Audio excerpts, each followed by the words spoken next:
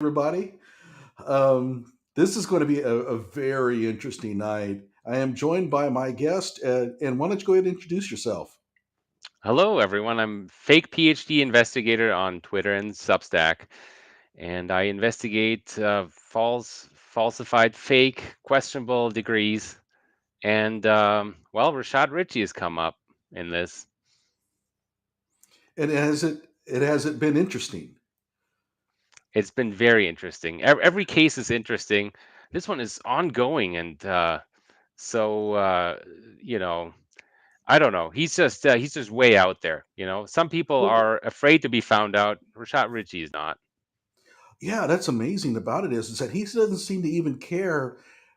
He's so insulated with his sort of Atlanta compadres that he doesn't even care about it. But we're breaking into that pretty well. And in fact, I'm drafting up a letter to the Physics Society in England because apparently he kind of pulled some fast ones to get membership there. So I'm going to see about that. But I would like to go ahead and share. Oh, by the way, I'm Johnny Walker Dread. I host the Johnny Walker Dread show, and I have about 900 videos, about 400 of them on Kyle Rittenhouse and the Kenosha shootings. But I also have a very deep interest in academic fraud. And I've been covering dissertations, phony dissertations, for a while. I did Jill Biden's dissertation, which is not fraudulent, but in my opinion, it's really substandard. The research Jill that she Biden. did is worthless. What did I say? You said Joe Biden. Jill. Oh, did I Joe say Biden. Joe? Joe. Okay, no, it's Jill Biden. And Joe later kind of admitted that it was primarily her just wanting to become a doctor. Okay, and those never work out to be very, I would say, honest and genuine. But overall, I think that she got a legitimate EDD, but it was pretty substandard. The same can't be said for Rashad Richey. I read his EDD online. It's oh terrible. I mean, there's no way that anybody should have conferred on him any kind of degree for what he did. But we've been hammering on him for a lot of things. And tonight is just another installment in that series. So I I want to think share with tonight's Go ahead. tonight's. I think tonight's different. We get to know the real Rashad Richey, and I think the listeners should be looking forward to that. Right. We get to know the kind of the character behind all this. Right. I mean, and it's strange. But we'll go ahead and go over this. Let me go ahead and share with you an email. Okay, I go. Most of my listeners know that both of us covered his National Society of Black Physicists conference luncheon speech, where he basically butchered physics and neuroscience, made it pretty clear that he doesn't know anything about either of those fields. But they invited him to be the luncheon speaker at their national conference, which implies that there was no vetting process in place whatsoever. Rashad has no physics background at all, none. And he's, basically been telling people that he's got all these degrees and he's a professor and all that. They're all diploma mills. The universities don't exist. You know the story. So actually, it was you that first contacted them. Why don't you explain what happened? Oh yeah, what did I do? I just wrote a very short email, right, saying, "Hey, what are you guys doing?" What did I write? What are you guys doing? Look, this guy's a phony. Um, look at his. What did I write? Did you have it there? Yeah, basically that. You need to be concerned. You invited him for a speech, but he has sort of blistered the truth throughout. And then I followed up with this. A lot more detailed. Yeah. Okay. So I omitted the first sentence because that might give away a little bit too much. It's a long story. I'm not going to go into it. But at any rate, I emailed you recently about. Oh no, it was you emailed him about Rashad Richey's credentials in physics. I'm not going to read this, but you can tell it is very detailed. But I do say, let me state up front. Rashad Richey has no background in physics. Keep in mind, this is going to the luminaries at the National Society of Black Physicists, okay? These are the people who invited him to give the luncheon. This went to the current president, the the incoming president, and the professor who sort of like, in my opinion, was the one that invited Rashad in the first place. Okay, and that was a Willie Rockford. Now, I'm not sure about that, but it certainly looks like it. You'll see why here in a moment. But you can see it is really detailed. I provide links to each of my claims. This is long, and it took me quite a while. You got the impression that when you get when you get an email like this, either the person is a total crank, and I don't think I am, or the person's onto something and is wanting to do a very thorough job of it. That's me. Okay. So I get down here, and all this is, here are his claims on LinkedIn. Here's the truth. And each one of those was, here's a claim of a degree. Here's why that degree is from a diploma mill. I show pictures of what the actual site looks like. I provide ample literature to show that his claims are false. All right. So you can see it. I've been at it for a while. Okay.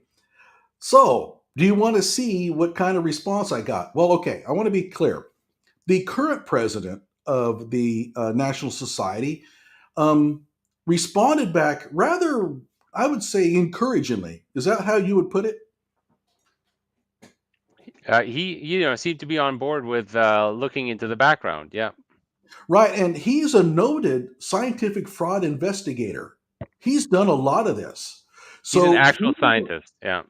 yeah. So he was not like get away from me, whatever, like that. He was like interested. Okay. And that's all I'm going to say about it. We talked in confidence, and I don't divulge confidential discussions. That's all I'm going to say.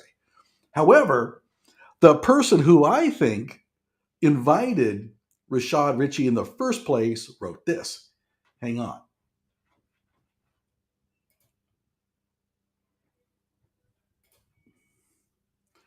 Mr. Dredd. Hey, wait a minute. It's Dr. Dredd to you, pal. Do not send any additional emails, correspondences to my work, NSBP and or personal email addresses. Any further correspondence will result in legal action. You should What's take he up afraid of? What is he afraid of? I mean, keep in mind, this is not going to Rashad Richey. This is going to a professor of physics who's associated with the society. And quite frankly, this is the guy I'm almost certain was the one that invited Rashad to do this speech in the first place, right? He was at the luncheon and they thanked him for being there. So this man is connected to the National Society.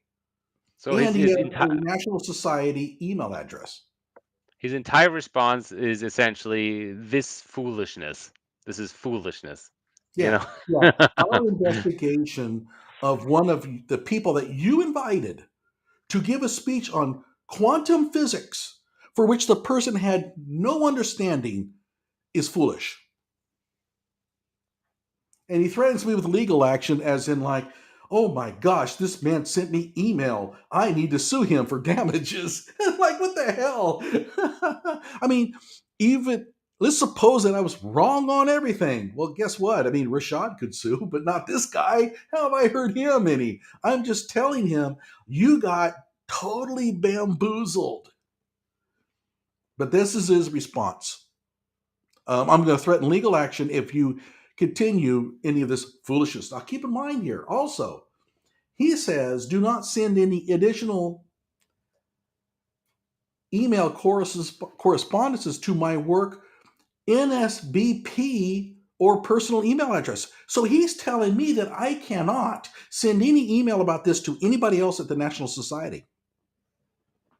This is called a cover up, guys. This is the absolute definition of one. I don't want you to do any investigation, and I don't want you to tell anybody else at the society about any of this stuff. Well, let's call it attempted cover up. Okay, attempted cover up. Yeah, I because don't we're know. Is not there? going to go there. We're not going to go there. We're not going to stop this investigation. No, and especially after we read his dissertation, Rashad Richey's dissertation, you're going to see why we're just emboldened, right? So let's see here. Do I have anything else on this? Oh yeah, yeah, yeah, yeah. So I responded, Dr. Alusei. I can't pronounce Alusei. That's not his real name. That well, it's his real name, but he changed it from his birth name. Um, and I forgot the reason, but it was fine. I mean, it was perfectly honorable. But at any rate, I can't pronounce it. And I said, and this is the current president of the National Society. This is not really Rockford, the guy who sent me the threatening email. Okay, I take great exception to the threatening email from Dr. Rockford. While I am amused that he considers my email somehow civilly actionable, I don't find it amusing that he demanded that I not discuss Rashad Richey's luncheon speech with anyone from your organization. That's, I mean, that's what I found to be the most incredible thing that I got there from that email. On what authority can he suppress conversation on such important matters between your organization and the public? You have had ample time to investigate the veracity of my claims, especially given your experience conducting similar background research. I have two questions. I'm not criticizing him, okay? I have two questions, and I'm not criticizing the current president. As the president of NSBP, what is your organization's stance on Rashad Richey's credentials? What is your organization's stance on Dr. Rockford's response, the threatening email? I am CCing Dr. I am CCing Dr. Roberson for three reasons. He introduced Dr. Richey. He presented Dr. Richey's claims to the conference audience. Dr. Roberson is the incoming president, and he is the incoming president. Okay, I just said that. I am not CCing Dr. Rockford on this email as I don't want my correspondence to be viewed as provocation. Okay. I'm thinking that I can always send it to him later if I want to, but I'm really careful about this kind of stuff. Okay. So that ends it. I never got an answer to those two questions. And then there was an attempt to talk to me, but I'm not going to go there. All right. Let's just say that the conversation has kind of dwindled off at this point. Hmm. We have some comments in the section here. Um,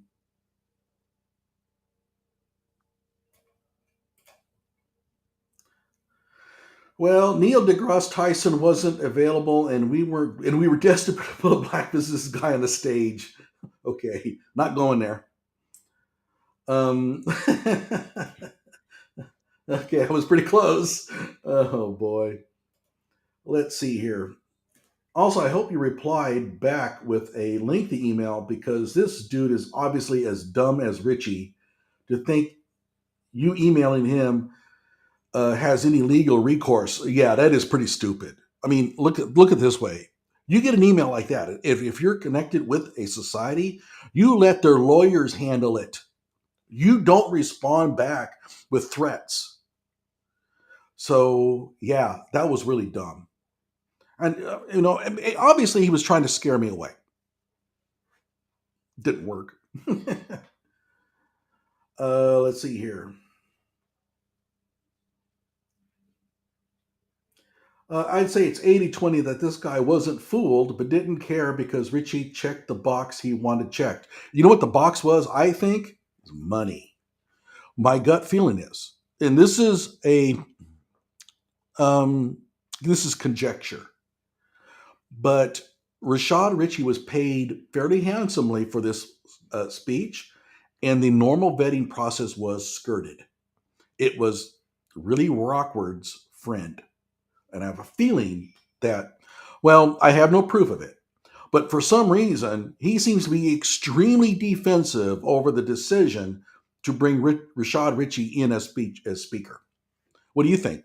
Anything? I, yeah, I think. Well, I think Rashad paid them. I think Rashad paid them. It's a reasonable explanation, because they were warned, after the speech, and then after they had been warned about Rashad Richey and his lack of physics credentials, they put up the video of him and they disabled the comments. So, sounds like they had a contract to fulfill.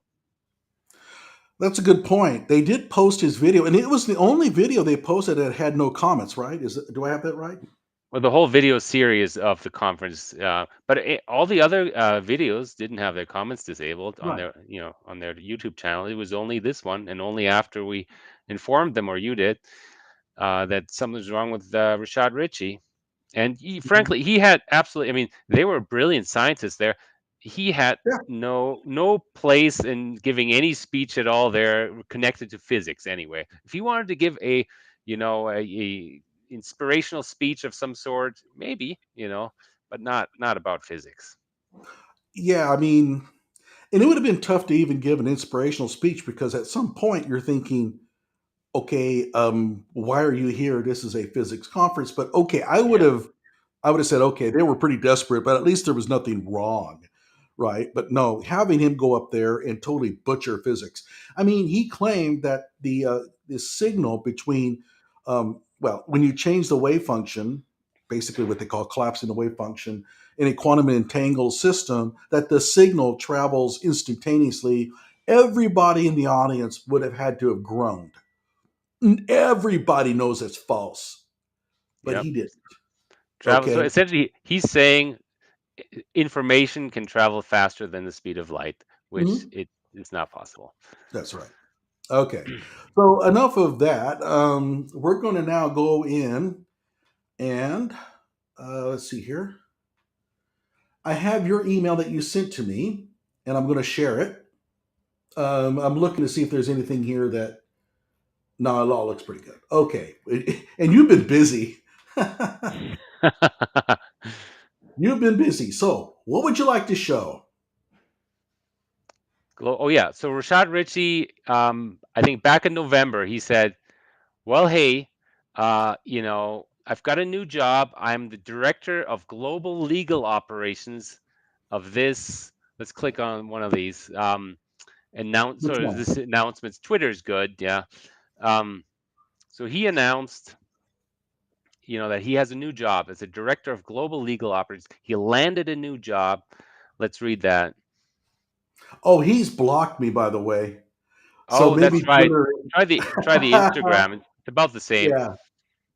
Okay. So shall we go back to? You said Instagram. Yeah, that's it's just sort Oh, of the okay. same sentiment, right? Yeah. Okay. If that Instagram link there, if that works. Oh, yeah. Here we go. Oh, It's I'm not sorry. I shared. didn't share it. I didn't share it. Okay. There we go. Yeah. How's that? Celebrate, woohoo. Dr. Rashad Richey completes his law degree, gets hired by a multinational law firm. Wow, he gets hired. So, there's the implication that there was some type of vetting process. Maybe, he was selected out of a large pool of applicants, right? Our journey, Mhm. once one journey reaches completion. Um, You want me to read it? I can read it yeah, probably easier than yeah, you yeah. can. Go ahead and read that. Okay. One journey. Oh, this is Rashad, so I have to say it like him. One journey Yeah. reaches completion. I won't do that anymore. uh, And the next journey begins. I am no one's competition. I have no idea why he's saying that. Only proof it can be done. Humbled to it. Humbled? it, Oh, he says that a lot. I'm so humbled. There is nothing humble about this dude. Humbled to accept the role as Director of Global Legal Operations at the International Law Group of Human and Civil Rights Attorneys, PC, also known as the Fairness Firm. So Fairness Firm. let's look at this. This is from November 16th, 2023. These dates are going to matter, and Okay. that's so he's humbled to boast about his new job, Hmm. right? Anyway, so that's that. So he's got this new job, November 16th. Let's go back to that list, Okay.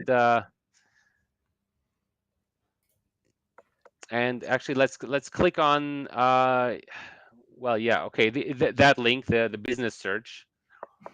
Oh, I'm sorry. Which one? The W Hoxie or which one? Yeah, the ecorp Okay, which one? sos.ga.gov, the Georgia state of Georgia, and type it under officer name, type in Rashad Richey. If not, Okay. yeah. Oh, right here.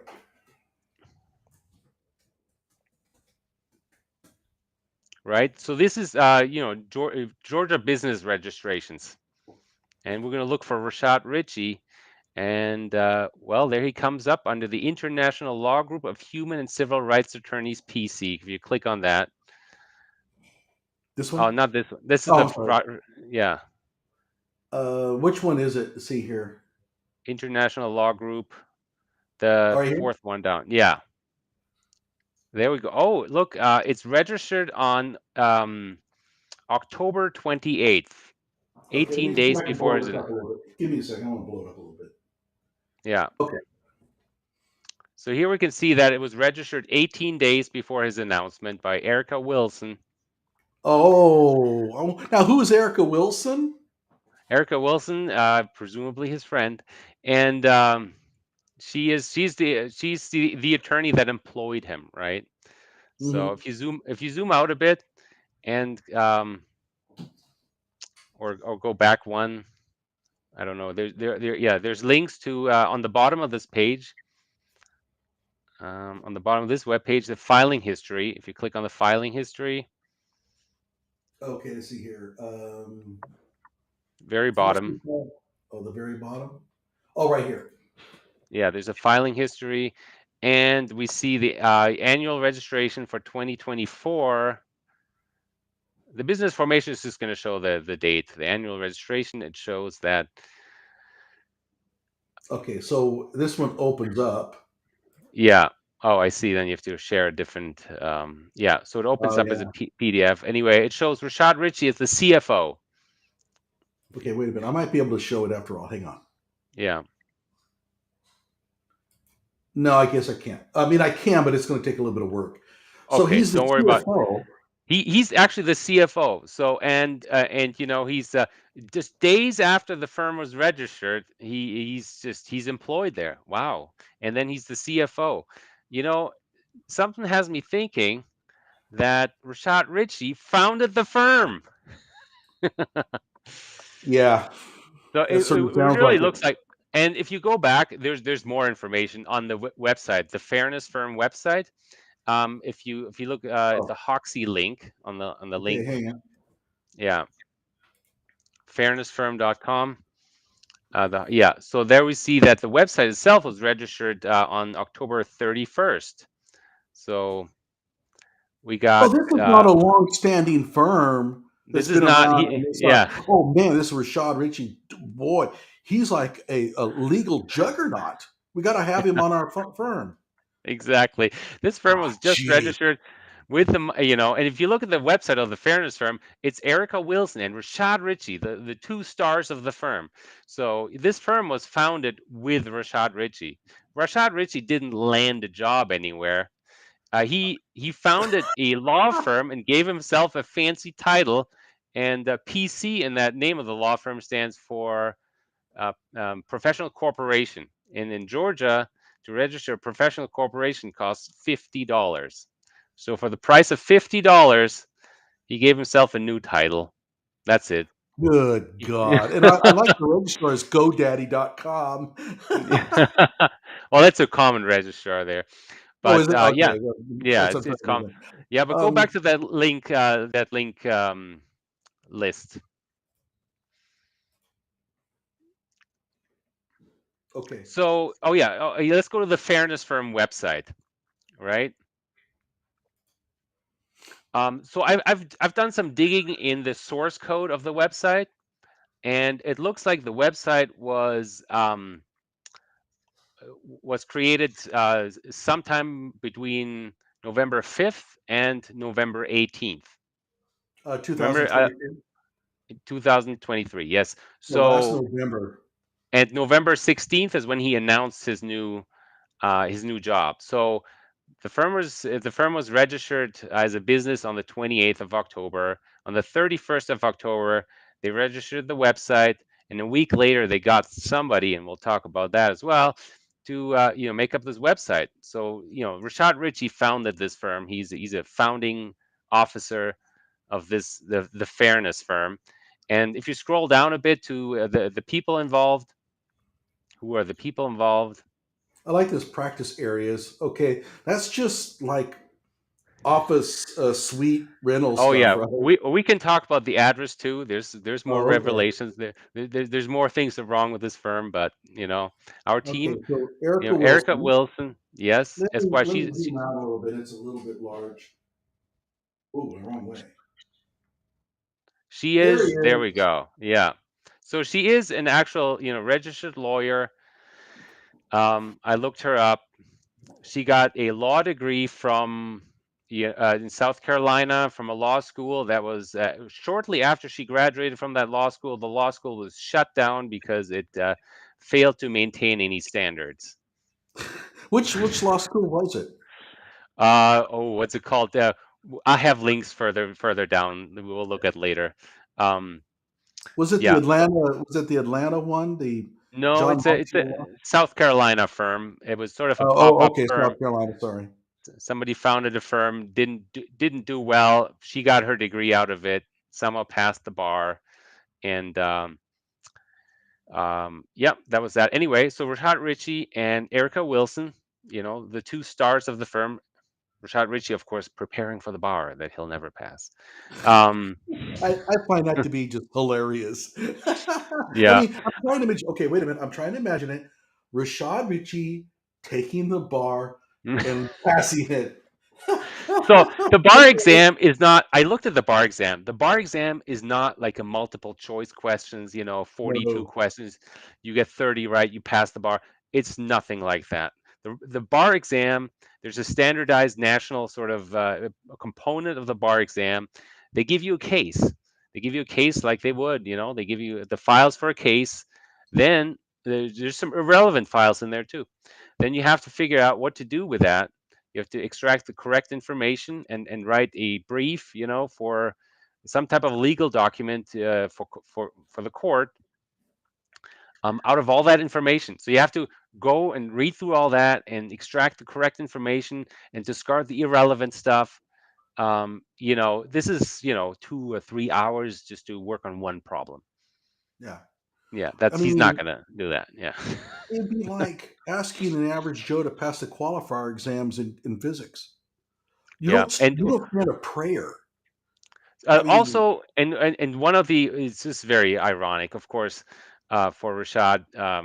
He's not gonna be able to sit the Georgia bar exam, and we'll get into that why later. Also, yeah. but also just one of the requirements for even taking the bar exam in Georgia is a requirement of candor. So you have to be a candid individual. I And went over you that in one of have the to be previous known to be videos, truthful. Yeah. and we laughed. Yeah. I mean, But yeah, the main. Go ahead. no, he's not eligible to sit for the Georgia bar, and we'll get into that later from where he has obtained his law degree.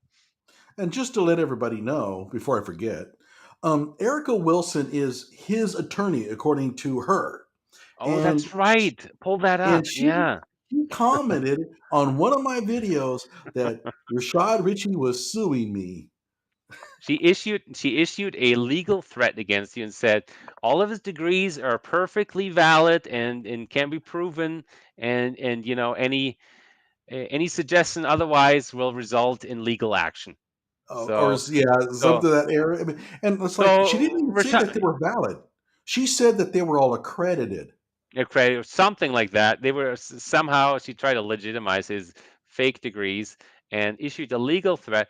And I'm thinking, wow, Rashad Richey's new law firm has their first customer, Rashad Richey. An only customer. Yeah, Rashad first and only customer is Rashad Richey.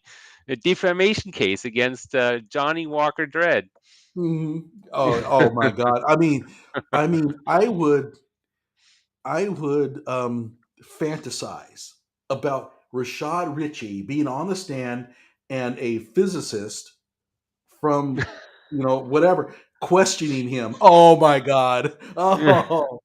Oh my! It would be like Daryl Brooks being, like his own lawyer. It would be that level. Except Daryl Brooks would actually do a better job than Rashad Richey could do with physics, because, as I've said many times, he's never completed an undergraduate course in it, and he Okay, thinks that. Go ahead. Yeah, no, no, go ahead.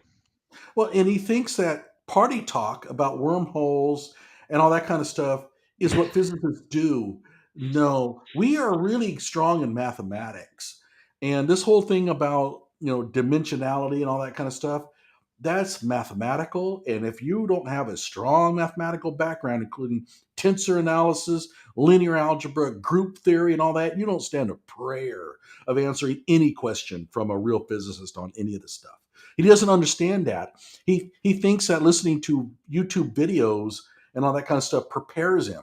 No, it's not like that at all. I just But I recently checked out somebody's PhD credentials. Some suspicious person. I figured, well, let's check her physics degree. Right, she has a PhD in physics. I checked it. It's legitimate. It has, I don't know how many. It's probably somewhere between 50 and 100 different formulas and equations in it. mhm. And Yeah, that take up maybe 30 pages of the thesis. right. In my own dissertation, which was Yeah. in electrical engineering, but it was physics, 300 pages and probably 50, 70 equations and all that kind of stuff, and lots of charts and stuff. Because I don't think he understands that that's the justification for your claims. It's through the mathematics and through the charts and the experimental results. You can't blabber your way through a physics article, but he tried to. And we He talked about tried that in to a previous email. in his talk. He said, "Oh, look at this. Looks like yin yang." Mhm. Wow, that was his Yeah. justification for Oh, being physics. oh my God. And by the way, I'll provide links to all the stuff that we're talking about. So if you're interested and you want to laugh a lot, have fun. And if you're a physics or engineering student or even a chemist, you'll have a great time with it. Well, you'll have a great time with it anyway. So let's And scroll by the way, down. I'll tell you what, let's go ahead and share a couple of comments here. Yeah. Okay. Um, Cool. Yeah. Maybe some sort of self-dealing.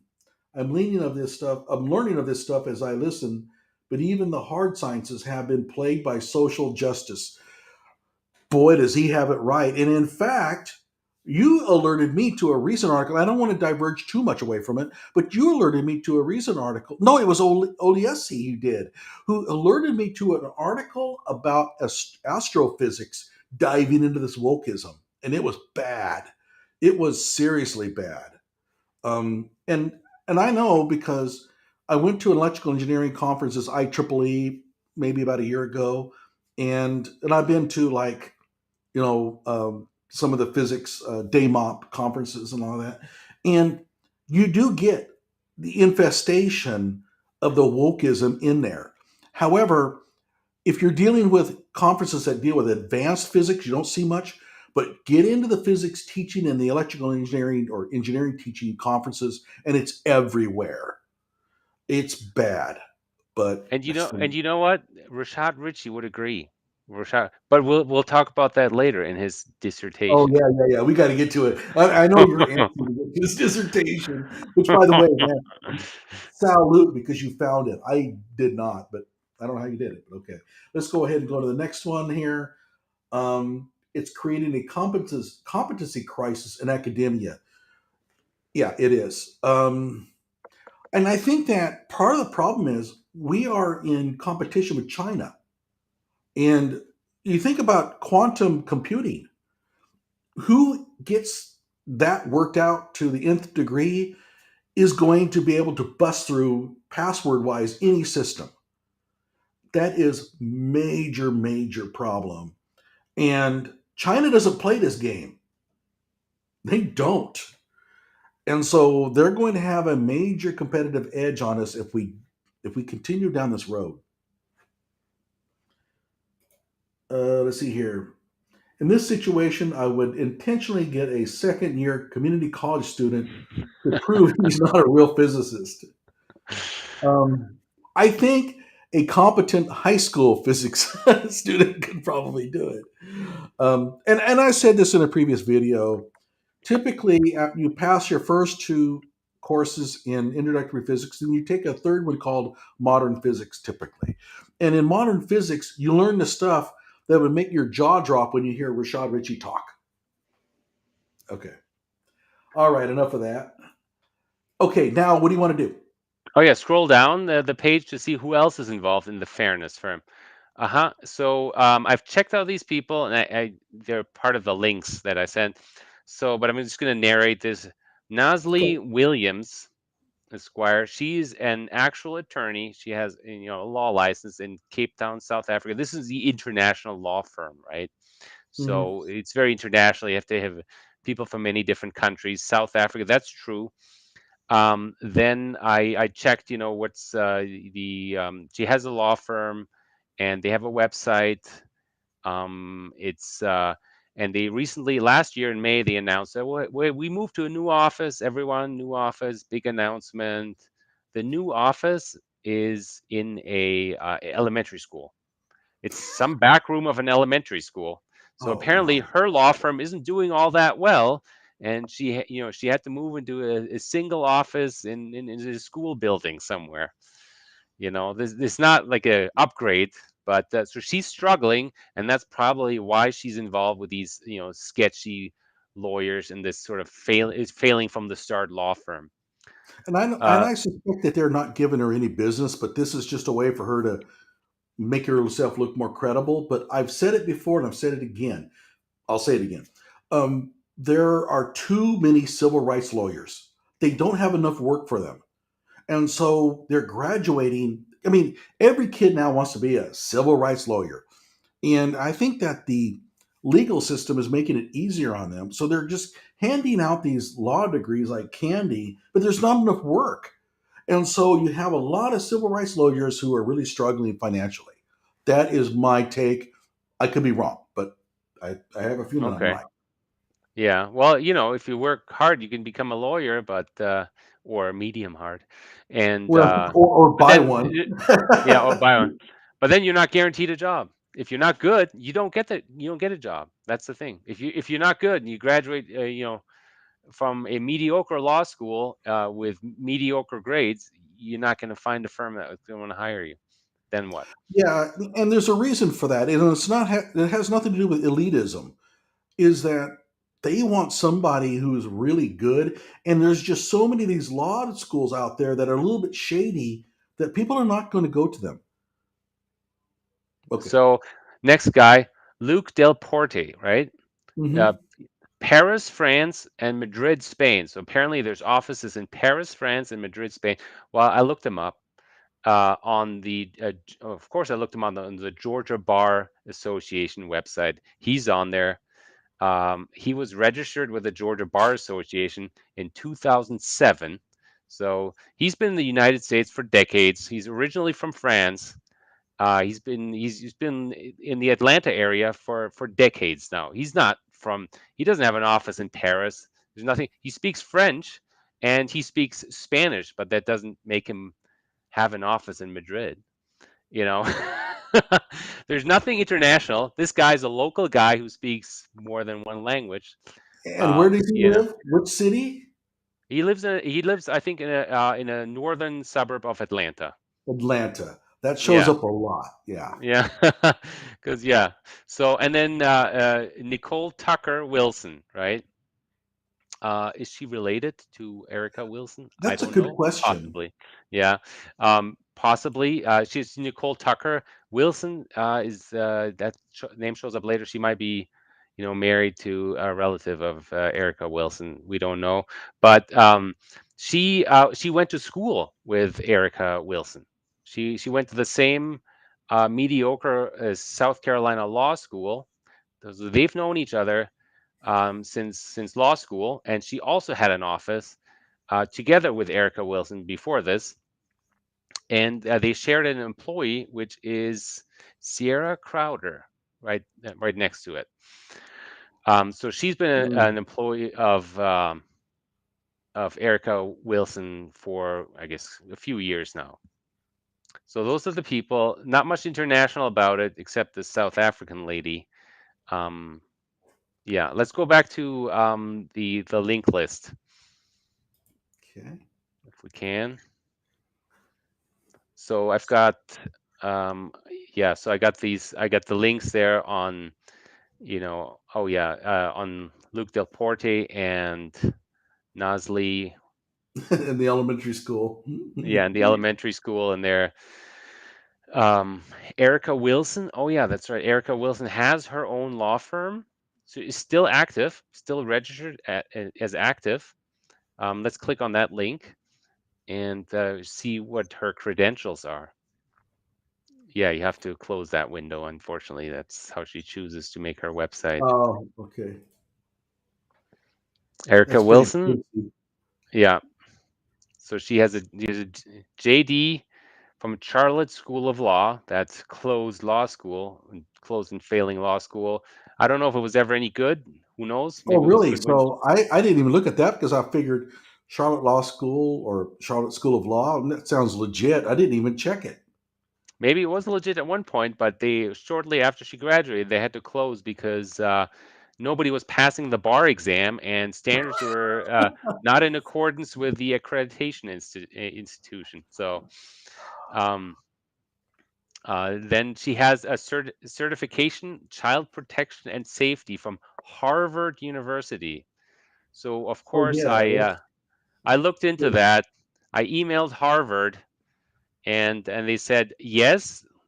They have three different courses on child protection and safety. One is, you have to enroll and physically attend, which she didn't do. Um, and the other one is also you have to enroll physically attend, it's just for professionals, United Nations organization, those kinds of people. And then there's another one that's just an online degree that 237,000 other people have taken. Self-guided, free, um, online. So it's got really nothing to do with Harvard University. It's actually not even on the Harvard website. It's on an associated website. Harvard made that curriculum and gave it away for free. So, she didn't attend Harvard University at any point. In Rashad Richey's words, it's just one of those, useless degrees. Remember how he talked about Kyle Rittenhouse? mhm. Going to school. Yep. He said, "Oh, it's just you just enrolled in something. Nobody knows where he's at. It's just an online thing." Well, that's exactly what she's got. Oh, but the big difference is Kyle didn't create a LinkedIn page where he's claiming a degree from Arizona State University. Yeah. So Oh my Rashad God. Rashad Richey would agree that this is a useless degree, useless certification, right? Anyway, so that's and yeah, if we scroll down a bit, then we see that she's also somehow associated with the John Marshall School of Law, right? That Rashad Richey initially went to. Oh yeah. Yeah, Who the knows one what that she's done Rashad there? Richey, they threw him out. Yeah, they threw him out. The More law about that, school. by the way. I actually have found some interesting stuff about that. We'll talk Oh, about tonight. okay, yeah. No, the John Marshall Law School, where 3% of graduates pass the bar exam. 3%? I uh, mean, that's incredible. um, Oh my so God. anyway, that's I what mean, she advertised you're with. essentially throwing your money away. And this whole thing, I'm just, I'm presenting Erica Wilson here is because, she's not a highly accredited attorney. If we go to her LinkedIn, it doesn't, she never got a job out of law school anywhere. She didn't land a job, right? She didn't go to a established law firm, interviewed and got a job. She didn't get a job for so long that she started her own law firm. And for lawyers, you can do that. Once you graduate, you can just make your own law firm. You have to have no experience whatsoever. So, you're if you need a lawyer, you're well off to go to an established law firm or a person who's been practicing law for a long time and stuff. Well, yeah, I mean, Somebody who couldn't hack that's it anywhere else, they established their own law firm with Rashad Richey. Hey, with when you Rashad Richey. establish a Yeah. law firm with Rashad Richey, you've reached rock bottom. Oh So yeah, man, there's that. Let's go to that linked page of links again and see what else I wanted to say. Um, oh yeah, Charlotte School of Law shut down for not meeting standards. Um, oh yeah, so where did Rashad Richey? Yeah, let's. this one. Um, you want to click on that, but that's Rashad Richey's own. You're going to be blocked. Um, right. Oh, okay. It's just an image of Rashad Richey, an AI image of Rashad Richey in front of a mural of himself. That's how he Oh. imagines himself. That people paint Be murals of humble. Rashad I'm Richey, humble. and yeah, I'm humble. he's just humbled. Yeah, I'm humbled. Somebody painted a mural of me that I commissioned them to do. Okay, I forgot to share it, but there's nothing here because he's blocked me. But Yeah, yeah. You need a uh, second research account. I've got two of okay, them. Yeah. okay. So where did Rashad Richey do his law degree? Right. Oh He's no, and I've oh yeah. actually Let's gone get to through this, that point. everybody. Yeah. Do you want to This is talk? sad. This is Yeah. truly sad. And by the way, one of the first things I noticed, this is the Renaissance. Let me scroll down, zoom out a little So we found his actual Renaissance University. We both thought this was a university in Nigeria, right? The bit. Right. Renaissance University in Nigeria, but some of the details didn't match up, and with what Rashad Richey was claiming. And I was poking around another university of his that he claims to have a degree from, uh, lowbrow. What's it called? The Euro American whatever, Yeah, right? yeah. It's the Euro American Superior. Yeah, Yeah. anyway, so on their website, Oh there's a no. link to this university, Renaissance University of Haiti. Okay, so Haiti, well, it's just a different country, and Rashad Richey claims that he's eligible for the bar under the foreign degree rules, right? Hmm. Um, well, Haiti, if people don't know about Haiti. Haiti is, I don't know, one of the worst countries in the world to live in, possibly. It's extremely violent. Most recently, there's been an uptick in violence. You're not safe in Haiti. Nobody is safe in the capital anyway. And as a foreigner, especially as a foreigner, the U.S. State Department has a warning out for Haiti. If you fly into, they have specific instructions. If you fly into Port-au-Prince, their capital, and what to do when you're followed out of the airport. Oh How to get to safety when you're being followed out of the airport, because as soon as you land, you're a target of violence and kidnapping. Either you're going to be robbed or kidnapped, most likely both. This is just the reality in Haiti. Foreigners are not safe for any amount of time. If you go there as a foreigner, as an American especially, valuable, right, for kidnapping purposes, very valuable. You're going to be somebody's going to try to kidnap you. It's a very real risk. It's an immediate risk, so much so that I looked at the university on Google. One of the recent Google reviews of a restaurant next to the university says, "Hey, food's kind of mediocre. I walked over here 300 feet from the nearest hotel, almost got killed. Super unsafe. Not worth it." So that's Haiti for you. That's the neighborhood where this university is at. Of course, Rashad Richey's never been there. He's never attempted to go there. He would be in danger. I would recommend he doesn't go there if he's listening. Don't go there. It's too dangerous. I yeah. mean, this isn't, By the way, you know, none of us want him to be hurt. I mean, yeah, right? We just want him to be ridiculed. yeah. We just want to make fun of his legitimately false degrees. Um, So yeah, this is not, and people in Haiti are desperate. They're desperate. They're going to take his money and issue him whatever degree he wants. People are starving. They're desperate. They're not safe. They're going to need that money for to get out or who knows what. But this is a place where people would do anything. So he's Yeah, going to and this send them a, is a the little bit of money, tool. but also Haiti. I mean, what kind of standards do they have? I looked it up. Their Department of Education, they don't have.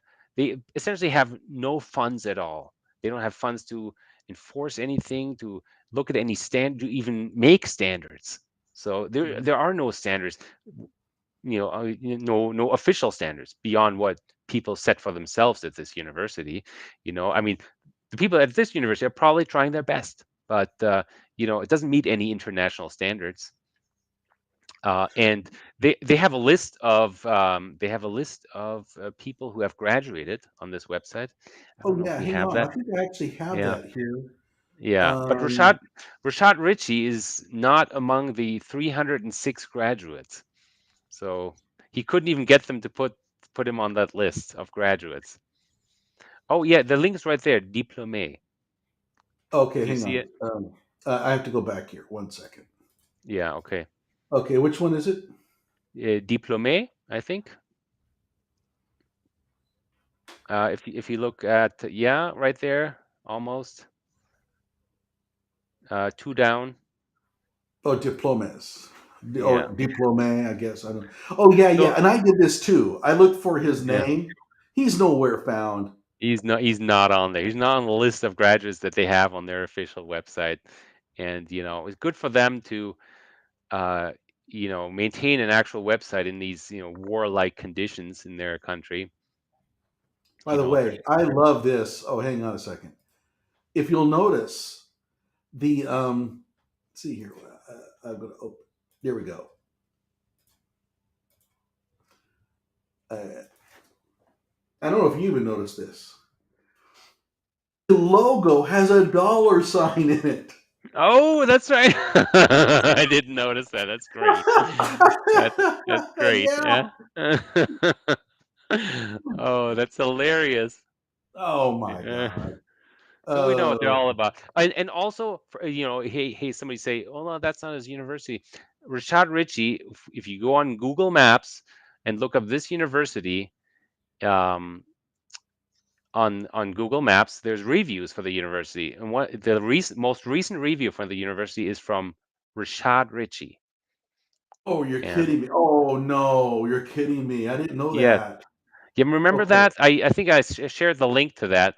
But if you want to go on Google Maps and look this up, Well, I mean, we can. Let's see here. yeah.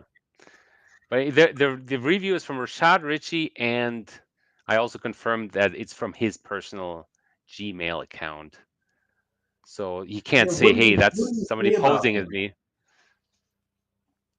What I'm that? sorry. What What did you he say about them? he said, "Oh, great," and he posted a picture. Remember that picture? It's a picture of, say, him at the supposedly him at the university. Well, it's a Hmm. picture of some wintry landscape with people in jackets. Haiti is close to the equator. There's no winter there. It's That's right. this. I remember that now. I Yeah, think in fact, I might be able to find that. Give me 1 second here. yeah, Because yeah, I remember that. Let's see. I I could, didn't know. I didn't know the context of it at the time. yeah. And so I was like, I'm not seeing what the importance is. I didn't realize it was him. Oh my god! I'm scrolling up through your private messages here to find it. Okay, I can re-find it, and Oh no, that's okay. I'm sure that it'll come up here in just a second. But oh my god, yeah. Oh, I'm getting close to it. Yeah, there we go. you got it. I think so. Is this what we're talking about? Uh, yeah, Axe. Yeah, That's it. Yep, that's it. Yeah, Rashad Richey a week ago, right? yeah. A week ago, he gave this review. It's just a breath of fresh air. Oh, wait, whoa, whoa, oh, wait a minute. Is a breath okay? So the Haitian University is a breath of fresh air in higher education with qualified and dedicated professors who care deeply about learning. They're taking a photo which implies that this was in Haiti, but they're dressed warmly or they're dressed for cold weather. He just took a random picture of a group of diverse people, right? And that he had on file somewhere, and tries to play this off as, "Hey, here I am at the University of Renaissance in Haiti, and there are no leaves on the trees in the background, and people are dressed in warm jackets, right?" So this is And a there's no picture. trees in Haiti anyway because they chopped them all down for charcoal. Well, it's a tropical country. It's just, it's lush greenery. You know, trees don't lose their leaves in Haiti. That's not how that works. Anyway, I could probably locate that picture from if I, put my mind to it. But anyway, just another, show. The guy just there's just no end to it. Yeah, he's just, and the one thing Rashad Ritchie is so adamant about is being authentic. He, appreciates authenticity in Real. people. Gotta be Yeah, real. that's right. The most real man in talk radio, or whatever his monica is, right? Oh my god. So By the way, there, let so me go there, ahead and so we found his actual university, and it's possibly the worst university you could possibly get a degree from, which is probably recognized by absolutely no one outside of Haiti. Uh, oh, by the way, this university, if you look it up, amongst universities in Haiti, which there's like 50 to 80 or something like that, Mhm. it doesn't even make the top 20. It's not in the top 20 universities in Haiti. Hey, Haiti. So uh, doesn't quite make the cut. I'm sure people there are trying their best, right? In Haiti, which, I mean, how well could you do? li- life in Haiti is a struggle. It's just a struggle, I Yeah. mean, this is not a country you get a degree from or you go to. Oh, and then so Rashad Richey says this is legit because the university has an agreement with the University of Montreal, Oh, right? yeah. Yeah, I saw They that. they they're so legitimate. They exchange students and professors. There's so we looked at Johnny Walker Dredd and I looked at the agreement. Well, it expired in 2020. Um, Yeah. Yeah, it expired like 3 or 4 years ago, and and it it was this is what's really funny. It was a student exchange there's a student exchange with an option between to also between exchange a professors. Toronto between a Toronto university and a university in Haiti. Yeah, if I'm a university student in Canada, I'm going to go to Haiti to study. Yeah, I mean, in you may not come out alive. somewhere between 2015 and 2020. I mean, the reality of it is nobody ever went there. Obviously, Right. um, it's just not safe. It would be cheap, but it's not. It's just not safe. No one's parents would let them go there. Oh, that would be Uh, insane. And if you're white, you're probably not going to hold up very long. I mean, because no, you're going to I project mean, lots of it, money, right? it depends. Even Rashad Richey wouldn't do well there. He's No. black, but he's gonna stand out like a sore thumb just based on his dress.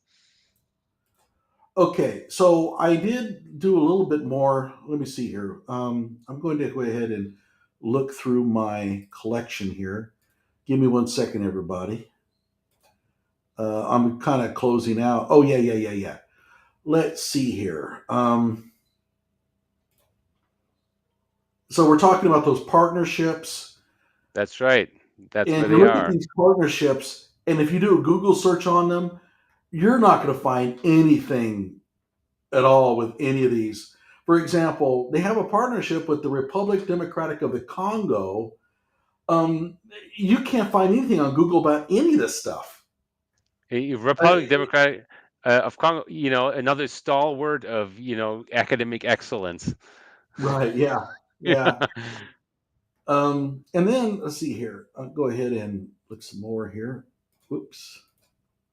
And also, so we don't know if he even has a degree from this university, if they even issued one, or if he's just saying so. I mean, I don't know. Well, I mean, yeah, he's claiming one, but they don't count him as a graduate. And quite frankly, I mean, how would you even complete a, a virtual degree program from a school that has no resources? It has no no resources. infrastructure. Oh yeah, and let's get to this part too. Rashad Richey does not speak or understand French. Okay, beyond maybe a few words and phrases. The instructions at this university are exclusively in French. Yeah. So he did, whatever he got from there, who knows. But also now we get back to Georgia, right? He says, "Hey, I can take the bar exam." Sweet. Well, one of the requirements of the bar exam in Georgia is you can, if you have the qualifications from a foreign country, you can take the bar exam in Georgia. That's true. Um, all you have to do is be licensed to practice law in that foreign jurisdiction. So Rashad Richey would have to be licensed to practice law in Haiti to be able Hey, to take the a bar few exam $100 in might Georgia. get him that. I You're mean, right. Yeah, but he would have to be in Haiti. Take their qualification exam in French. Talk to people in French. Be licensed in French. I mean, you're right. In Haiti, it's Haiti. Who knows? A few $100s might go a long way there, but he is not. He's not a a licensed lawyer in Haiti. How could he possibly be without understanding any French? So whatever this is, it's going to be a scam. If he gets his bar exam, chance to take the bar exam, he would have lied about something. Yeah. He's not Or he going to may. take the bar. One of the things that also he's really good at is he puts down like future things. It gets people excited, even though he knows fully well that he'll never do it. Because months go by and he just kind of forgets about it, and so do his followers. Right? They just kind of forget. Yeah. And But he's actually, I also, think I don't know, because he has this need to continually make up new achievements, out of for whatever reason, for whatever the psychological reason for this is. He has to present new accomplishments. So he might still hack away on this lawyer thing.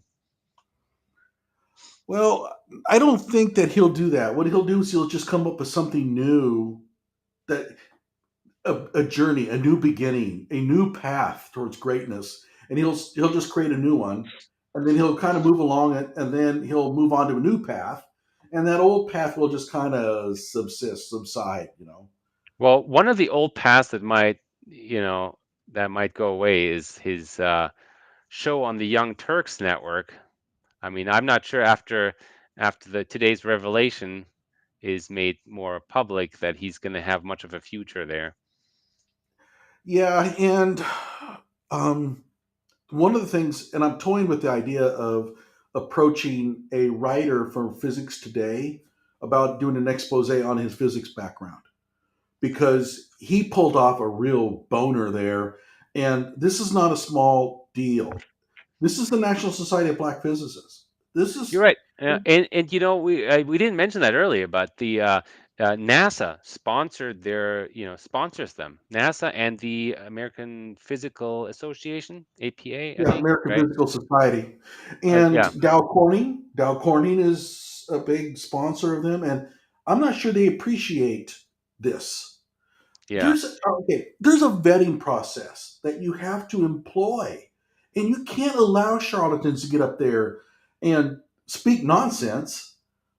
you know, you lied first of all, and I told Rockford, and one of the things I was trying to get across to them is you lied to your audience. You told them that he had these credentials. Yeah, I know that it only became it was from him. It doesn't matter.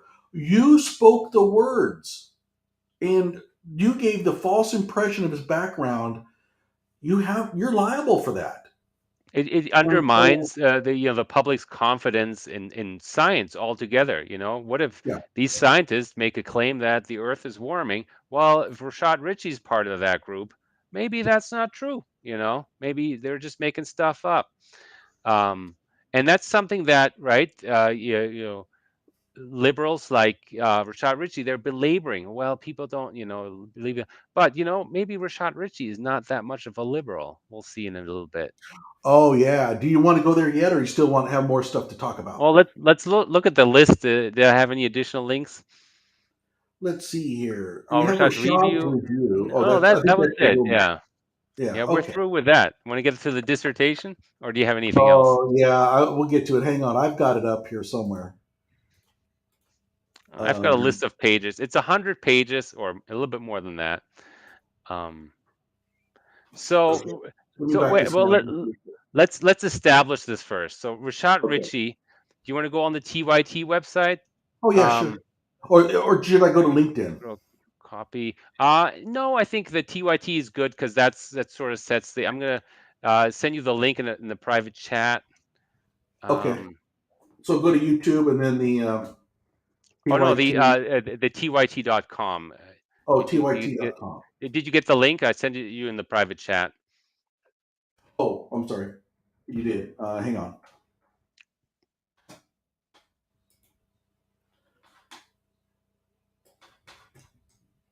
Okay. So yeah, we're just setting the stage here. Okay. Let me Th- blow this up a little bit.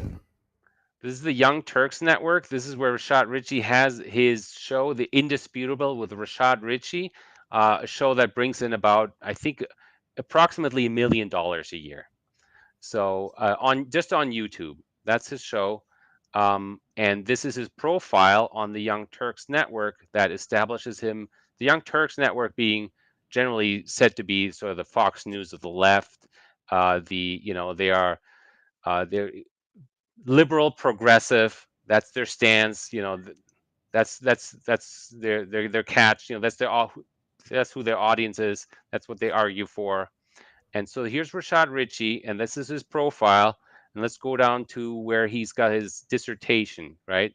So it's Dr. Rashad Richey, right? He says he's a doctor, and uh, you know, he has many doctorates supposedly. But which one does he use? Which one does he use in this case? We can actually see that where he says, "Oh yeah, before becoming a media juggernaut." Um, so that if you scroll a little down on that paragraph, I think that's where we got the no, that's it's I don't see where's his oh yeah, next one. Rashad holds a Bachelor of Arts in Religious Studies and a Master of Business Administration from Beulah Heights University. He also completed studies in executive leadership, yada yada. Hmm. Rashad's background and interest in politics and religion, which is relevant to the Young Turks, which is what he talks about on his Indisputable show, led him to undertake doctoral coursework at Schofield Graduate School. So the Young Turks Network is, well, the Indisputable Rashad Richey, you said, is show is about what, 13 years old. Yeah. So yeah, he did this a degree. He did his studies in politics while he was doing the show. Uh, at Schofield Graduate School, where his qualitative research, which is also mentioned in his dissertation, that it's qualitative, not quantitative, on the global effect of Western religion on politics, policy, and government. That's in fact the title of his dissertation. Right. After his dissertation was successfully defended and published, Rashad accepted professional and so on. So here he gives us the title of his dissertation. He says it was defended and published. So we know it's been published, and that's the title of it. So I found it. I found this dissertation. You can actually even buy it online on his From Grand on the, Verlag. yeah. So By the way, um just to interject here, I did a video some time ago, a long time ago. One of my first, I think I did on Rashad Richey, where I went to Grin Verlag's website and showed everybody where you could purchase it.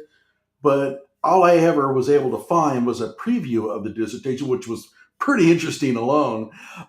You were able to find the entire thingy, dealio. So the preview also interested me because I mean it seems like he's going into a conservative direction with his argument on politics, uh, and I was like, well, that doesn't sound like Rashad Richey, but Well, by the way, I whatever. shouldn't interject there, though. Um, the Schofield Institute was accredited by a Indian accreditation agency whose website no Yeah, longer works, and it's notorious for its very conservative religious views. notorious. Yeah. So the Schofield Graduate School is there is one person who is the founder, president, and CEO, and Kenny only Rhodes, Kenny Rhodes, and only employee, by the way. So whatever, yeah, you know. Um, so it's like if your uncle gave me a PhD and I'd said, now I have a doctorate. yeah. That's about as legitimate as that is. Um, yeah. So anyway, so we have, and I'm just, people are thinking, oh yes, we already know this, but no, this is important so we can establish that Rashad Richey claims this on his Young Turks, on his CYT. indisputable website. He claims that he's done this, and this is his thesis, and he did it while he was, doing his show there, and while he was espousing these, very liberal values, going after people who are racist, people who are going he's got a show where he's railing against people who are homophobic, and so that's his view anyway, and this is the thesis, and let's look at the thesis and how incredibly scandalous it is in comparison to his views that he publicly claims. So this is public, Okay. but I don't think Rashad ever thought that somebody would find, download, or buy this thesis and actually look at it.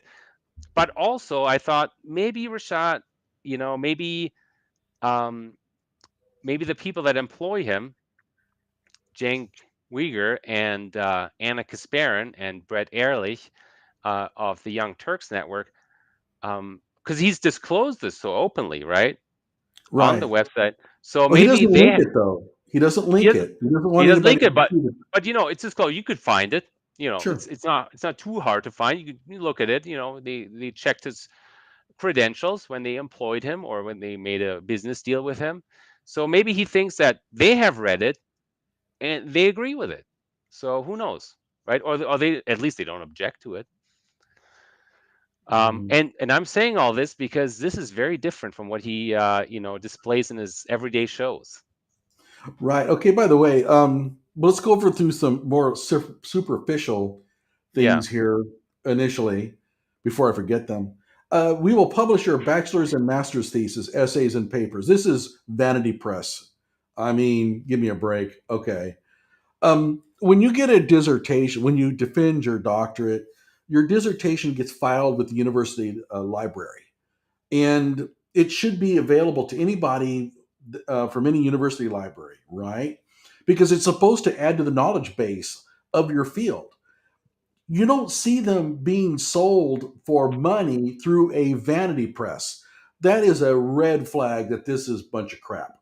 So that's one of the things I mentioned in my earliest videos is I've never seen a dissertation only available through purchase from a publisher's website. That's So crazy. to add a little bit more to that, it used to be, I think back in the maybe 50s, 60s, 70s, there were universities where you had to, publish your own book. But they got rid of that a long time ago. So there's nothing like this anymore. The university library will take care of your thesis, and they need to, and they want to, right? Right, but those weren't through vanity presses. Those were peer reviewed by like Springer Verlag and all these, top Those were, notch. yeah, those were academic publishers. Those That's were right. Yeah, academic books. I mean, there was that's right. no, uh, okay, so Dover and all those kinds. Okay, so let's go ahead and scroll on down. Nothing here as far as I can tell, unless you see something. Copyright 2016. So this, Interesting. yeah, well, we'll get to the front page and we'll see. So this is Rashad Richey. This is the Rashad Richey, our Rashad Richey, and I hope I've established that previously with our, going through this. And that's important because I think he's going to claim that's not him. So author Yeah, Ali he's Rashad going to Richey. Yeah, have to. Okay, so here's the title. We know that one. Author is yeah, Ali Rashad Richey. He hyphenates it sometimes, and sometimes he doesn't. that's his legal Um, name, and there's only one of those. And let's give a background here. Ali and Rashad are both very Arabic names. yeah, And so with Arabic being Islamic, the really, right? With Arabic being the lingua franca of the Yeah, it Islamic could be world. Yes. Christian there, but okay. Yeah. Um, and it's the Trinity Graduate School of the Schofield Graduate School. That's a strange kind of dealio, but and I already disclosed this earlier, guys. When you go to the actual website and you find where the school is located, it's a small church in Modesto, California. Yeah. It's anyway. It's as if it isn't just that one guy, right? Mhm. Yeah. Okay, so here's what's important. I mean, at least one of the important things to look at. He defended on August 5th, 2016. He only has one person on his committee. And Supposed to have I mean, five. I know, but you're making a big deal of it. I think, look, it's a theological seminary. I don't think we can apply the exact same standards. They're going to cite the Bible and all this stuff. Oh, by the way, he doesn't even cite the Bible. But anyway, uh, but it's not going to be the same full academic standards of rigor and proven science and experiments and all that stuff. But even So master's degrees require typically three. Yeah. Okay. I agree. Somebody else should have been involved, but we know why nobody else was involved because Professor Kenny Rhodes is the only person at this school. Right. And He's the only professor. He owns it. He founded it, and he's the only person teaching there. yeah, he might have employed his wife at some point. I don't know. But anyway, it By the cost way, $4,000 for I think I found this out about 2 years ago. It was $4,000 for a PhD thesis.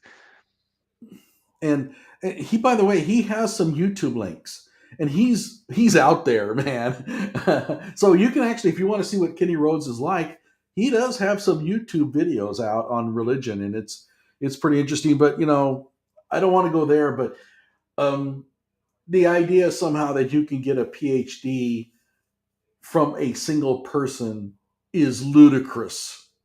Hey, let's read what Chris Harding is saying here.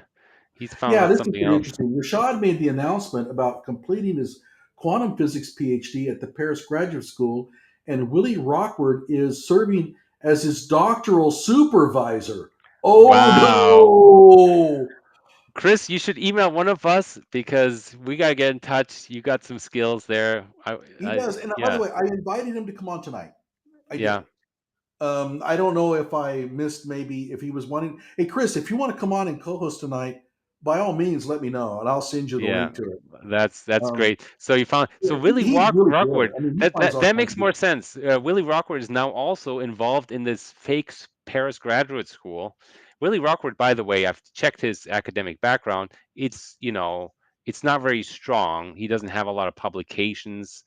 He's done a PhD, and it's not breaking any records. So Uh-huh. Okay. Okay. So yeah, that's now all of a sudden things are making a lot more things are sense to making me. sense. Yeah, this is great. Okay, but let's read this. Yeah, so I've got a few pages here. Let's Okay. scroll down, I guess, Well, to the let's just intro. go through a few things here that I Yeah. want to Okay. point Go ahead. out initially Yes. because Yes. he defended on August 5th, 2016. However, there's a small problem. If you do a search on 2017, hot dog it, you will find that he's citing literature from the future.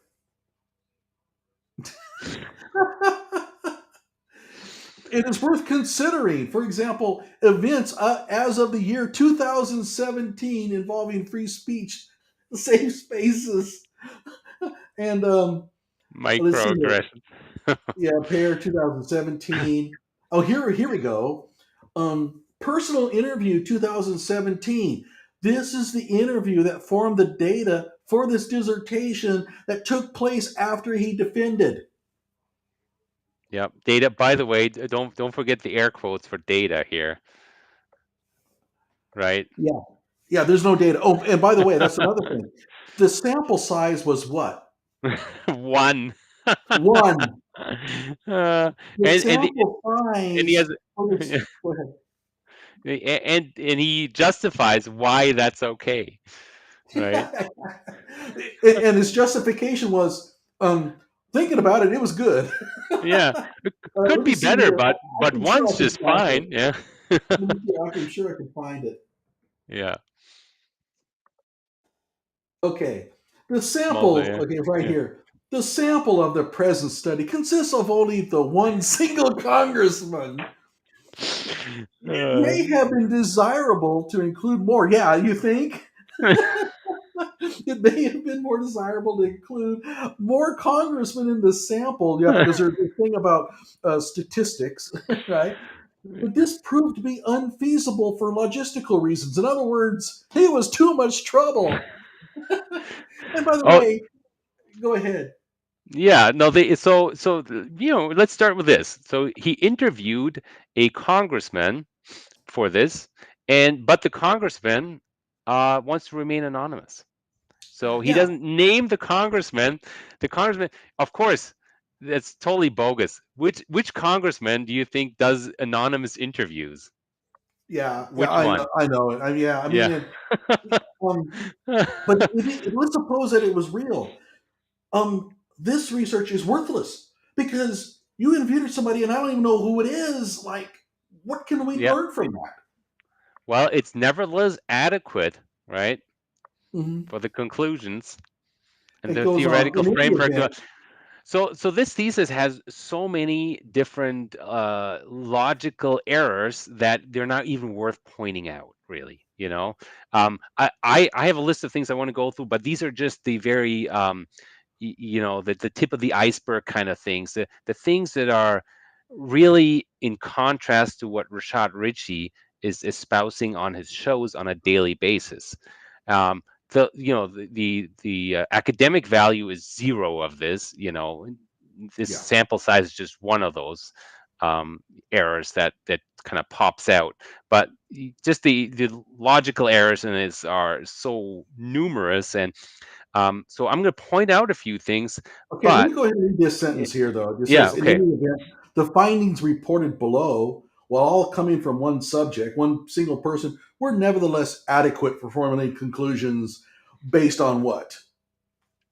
On the basis based of on, analysis. yeah. Okay, so So he's developing a framework. A lot of this thesis is repetitive. I'd say about 2/3 of it are, or maybe half or 2/3 of it are completely repetitive. There yeah, isn't a whole lot of stuff in there. I've read the whole thing. I don't know if you've read through the entire thing, but it's I've read tedious. through it, but I haven't Yeah, studied it quite like you have, I believe. yeah. So let's go to page 16, 17. Um, Oh, wait. yeah, the extremely short interview, with the congressman. Oh, it was ludicrous. It kind Okay, of looked really more like he wrote to the congressman and got written answers back. is it here?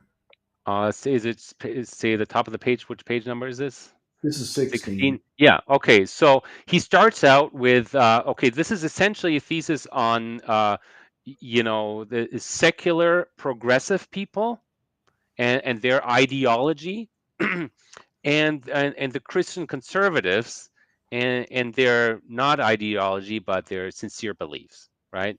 So he's railing against these Marxists and the progressives that have sort of evolved from the Marxist communist belief system.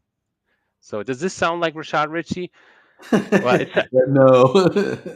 it doesn't sound like the public Rashad Richey, but Right. my theory on all of this is that Rashad Richey is a closet conservative. Remember, years ago there was this congressman. He was caught in an airport bathroom. Uh, you know, Gay Yep. sex, whatever that scandal. His excuse, was terrible. He resigned later, and he was a closeted, self-hating gay man, right? So in the What same was it way, the key jangler? I don't know. I think it I was the don't guy who remember was the story. jangling Yeah. keys as a sign. Anyway, he was going to airport bathrooms having gay sex anyway, and it Yeah. was embarrassing because publicly he was, railing against gay marriage and these homosexuals and espousing family values, right?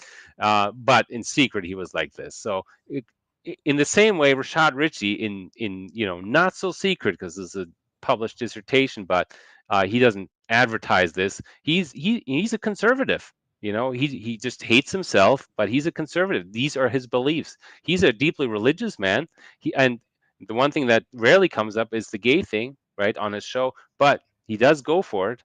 And anyway, the Marxist. Let's talk about Marxism. The Marxist perspective, right? He's saying how the Marxists are, they have this ideology. They don't recognize this as an ideology, but it's kind of like a religion, really. They actually believe they're kind of religious believers. So, um, uh, oh yeah, and then he goes on. Do you scroll down a little bit?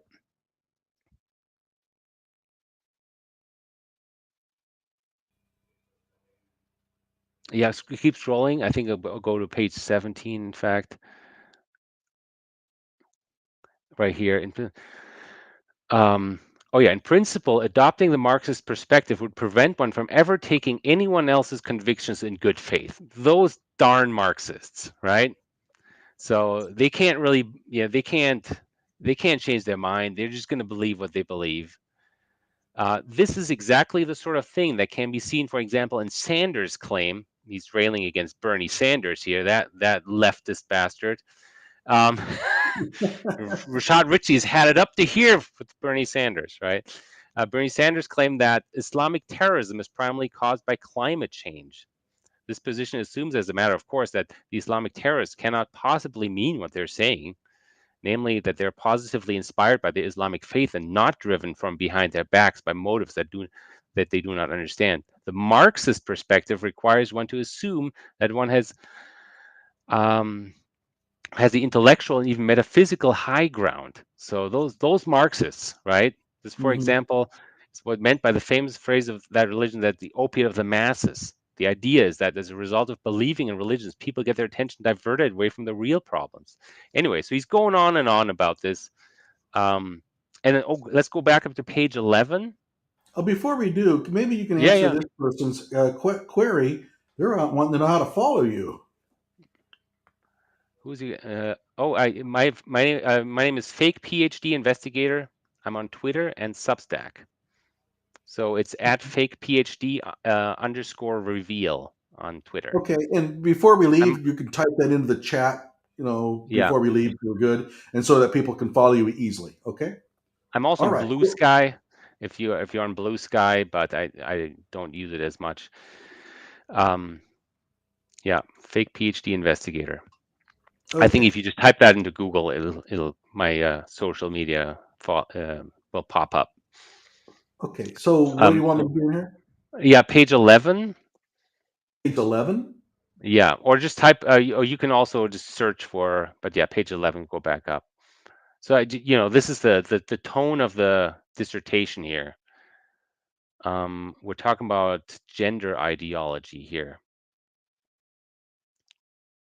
Right? Yeah, I'm gonna scroll down a bit, I think. Like you see where we go. Likewise, progressive gender ideology would seem to have little to do with science itself. Let's read from the beginning. Modern liberalism and progressivism, for example, which he likens to Marxism and communism, by the way. That's Rashad Richey's words, right? Hmm. Scroll back up a little bit if you can. Um, Modern liberalism and progressivism, for example, seem to have become a quasi-religious ideology all of their own. This can be seen every time a person affirms that he believes in science. As an actual scientist should know, science is a method and not a belief system. And to believe in science an ideological would in fact be the antithesis of the scientific spirit itself. Oh yes, Rashad Richey is, he's concerned about science, and yeah, and How this much is it costs for the degree? yeah, That's his and he, concern. likewise, progressive gender ideology would seem to have little to do with science itself, and in fact, it is telling that this gender ideology often neglects any reference to biology entirely. Progressivism, Rashad Richey, Dr. Rashad Richey from the indisputable with Rashad Richey says The intro. progressivism would thus seem to be a new ideology that is cohering within the American context, filling a vacuum that has been left behind as traditional Western religion has lost its meaning and value for many people. So this is Rashad Richey. This is the same Rashad Richey. This is his thesis. We're not talking about a different Rashad Richey. These are his actual real views. This isn't some type of tweet that he sent out. This isn't some misunderstanding. This is what he believes is a legitimate dissertation. His life's work, and the basis for the doctorate that he claims. Well, here's the interesting thing, though, also, and I think we talked about this. This doesn't sound like Rashad Richey talking. This is, what do you think? I mean, this is very academic. I'm gonna believe Rashad Richey that he wrote this. Really? I'm gonna Oh, okay. because I mean he's telling everybody this is my thesis. Look at it. I mean, he didn't say look at it, but he says it's published. Right? This is my thesis. He's advertising this. This is his thesis. So sure, it doesn't sound like him, but I believe he's got these closeted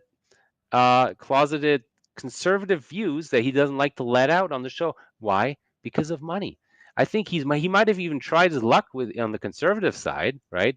And he realized I can't make any money on this, and so he said, I don't really believe in anything. Let's try the liberals. And Interesting. I don't know. I have no idea. Maybe who knows? At this time, maybe his show wasn't making much money, and I have no idea what really happened.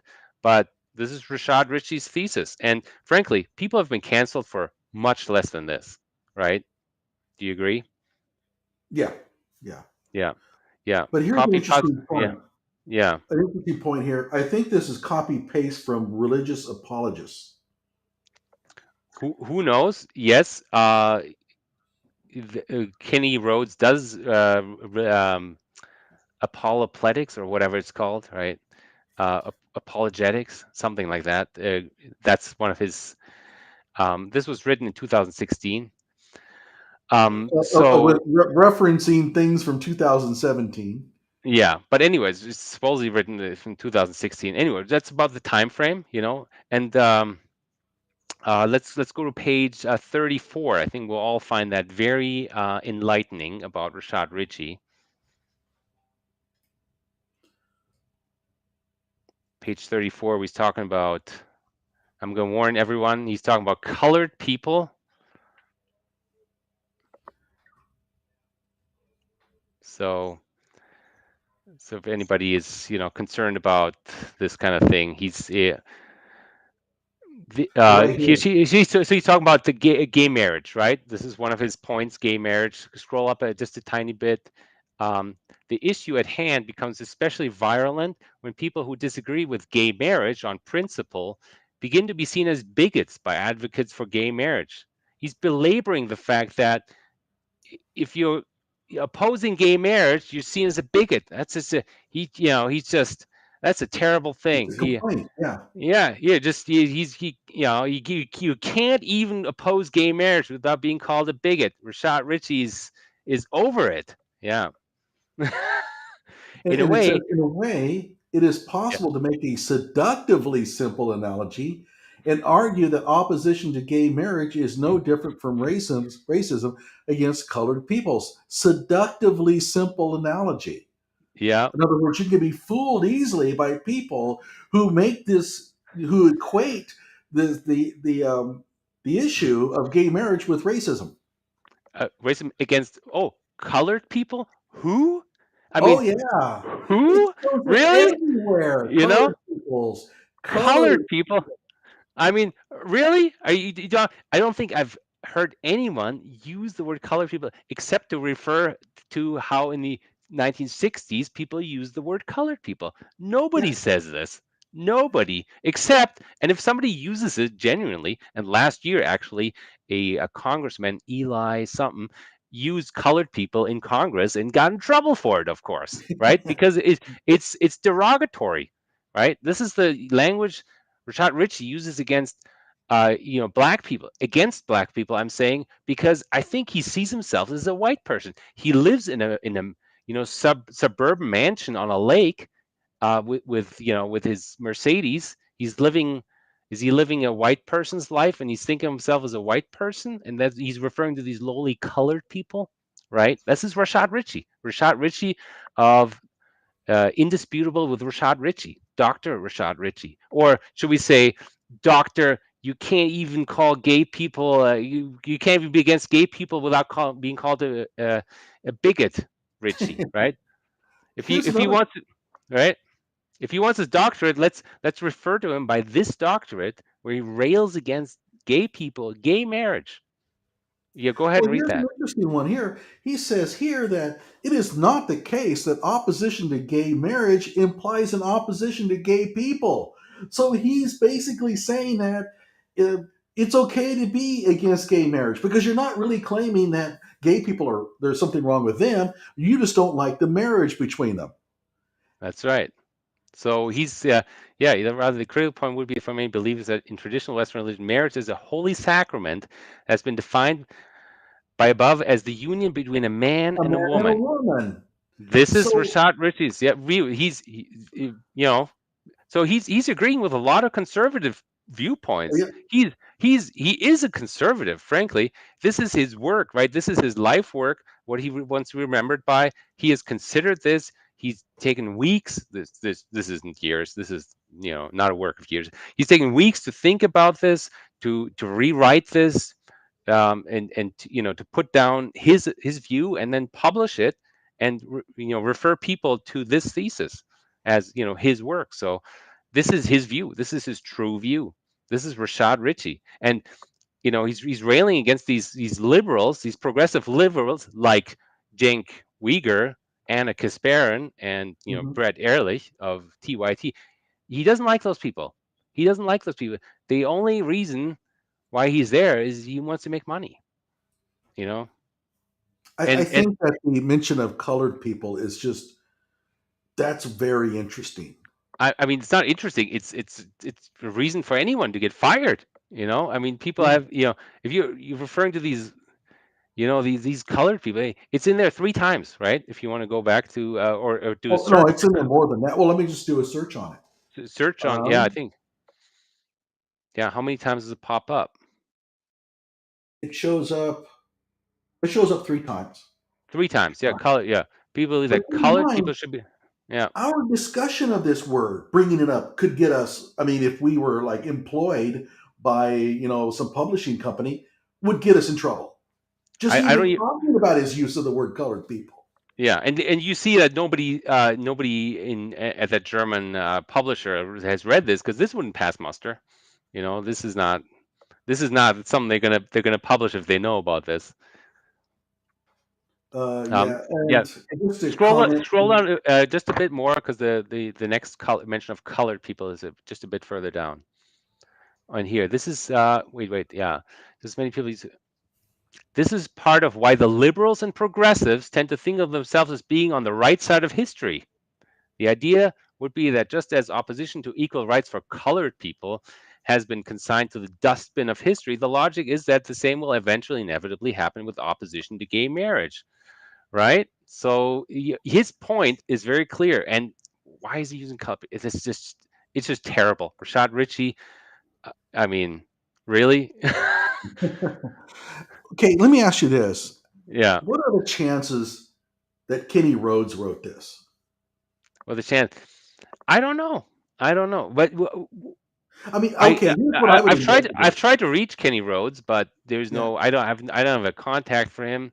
If Kenny Rhodes gets a hold of this by any chance, contact us. Did you write this? I don't know, because Um, I would I'm, like I'm, to go through his YouTube videos and see if I'm seeing the same kind of ideas there. But yeah, actually, there's all maybe this they stuff pop up. plays over. So, Yeah, but that's not a we're not in the game of making excuses for Rashad Richey but colored people, it really is, he could be seeing himself as a white man, and he has a disdain for these colored people, as he calls them. And frankly, you made a point earlier. So he's partner in this law firm with these black people in it, and he thinks of them as colored people, right? He thinks of his colleagues as colored people. He thinks of he attended that physics conference with all those, what he secretly thinks of them as colored people. I mean, this guy is just problematic, frankly. Whether he's written this or not, he's putting his name to this is very problematic. I mean, in I'll be in honest any with you, regard. though. Part of me thinks that Rashad, I mean, despite what you feel about the ideas being spread here, the prose here is beyond his IQ. I think he's too stupid to be able to write this. Yeah, there's some wording in there like telos and what that, all these words that I don't know if he'd use those, but I haven't heard him use these. But he's put his name to this, right? Whether he's written it or not, he's Yeah. probably read it and And put his that's name and said, "Hey, this is good. I'm going to put my name to this." Right? Yeah, I mean, there's two kinds of arguments here. One, he actually did write it, and his personal views are way outside of what his followers think, or he didn't write it, which makes him even a bigger fraud. I Yeah, mean, I mean, he's already a total fraud. So it's well, questionable. He could have written it because he's just such a big fraud and lies about everything that, or that we've seen anyway. Um, that this could yeah, also be cut and paste, as somebody else said, that this is just yeah. him I I combing I through put and, this I put this through plagiarism checkers, right? oh, did you? Oh yeah, and it's not anywhere. This is new original material. So, Yeah, I don't and know. frankly, any conservative would be proud of his arguments. I mean, he's Mhm. got people on his side here that he argues against and that he vilifies in public on a daily basis, right? Tucker Carlson would love this. This would be right up his alley. We don't know if Tucker Carlson has written this or Rashad Richey. I mean, it's that there's that much of a doubt. Yeah, and I think that this person sort of summarizes my view. Oh, it's Jason. Jason Mulligan, one of my followers who's been around for. Whatever your views on the ideology, the writing is suspectly lucid for Richie, and I tend to agree. And the reason why, and I've told this many times, the reason why I first suspected that Rashad had phony degrees, which led me to go on down this path, was when he made claims about having a PhD. I thought to myself, this guy's too stupid to be able to get a legitimate PhD. And I literally thought that. I mean, I would hope that the people who watch my show would think that, well, listening to Johnny Walker Jed, it's kind of reasonable to think that he has an advanced degree, right? But I like to I would like to think that I come across as a little bit sharper than this dude, because when I listen to him, he just sounds like a typical college dropout with very strong political opinions. Salesman, yeah, a Yeah. salesman, yeah. But hey, let's go through all the highlights here. Page Oh, 39. Let's go page to page 39. 39. Yeah, Let's see, where am I? Oh, 37, 38, 30. Okay. Oh, that's you 40. know, if Cenk Uygur or anyone from TYT is watching, if you haven't had enough, let's read this. There's nothing scientific, for example, about claiming that a biological man can transform into a biological woman just because he thinks of himself as a woman. Actual science would indicate that XX or XY are coded into every cell of the human body, and that there's no way for any given person to change this situation. And yet, modern liberals and progressives are the ones who recently staged what they called a March for Science, which was in 2017, by the way, which consists of full-throated support for the entire modern LGBT agenda. Oh, he's just those leftists and their LGBT agenda. Those gay supporting leftists, right? He's railing Yeah. against the gay supporting Marxist communist progressives. Those terrible people. This is Rashad Richey. Or this is Yeah. what he put his name to it To anyway. I mean, hijack the I ways of science. at a minimum he would have read through this and to so I don't know. This is generally a form of bad faith and or false consciousness insofar as progressivism, like Marxism, tends to hijack the name of science while proceeding with activities in a thoroughly religious manner. And I agree that this is academic sort of thought, academic argument. So while there are many flaws, this is on an academic level, and that Rashad Richey is arguing here. But anyway, that's his thought on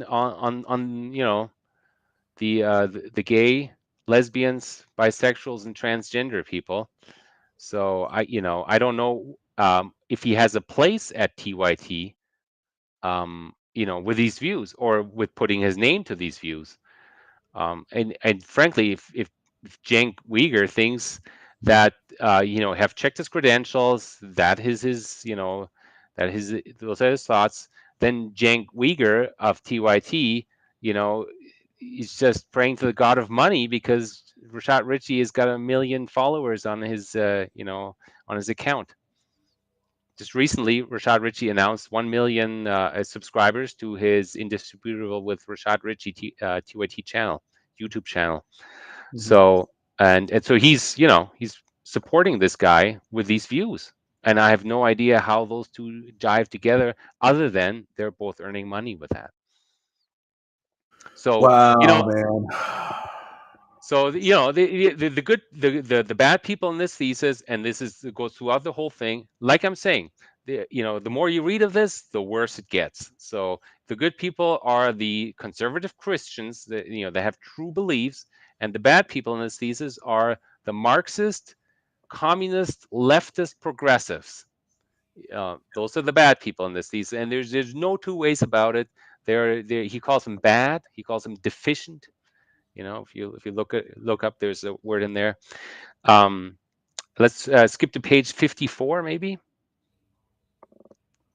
Was another worse insult there for the left.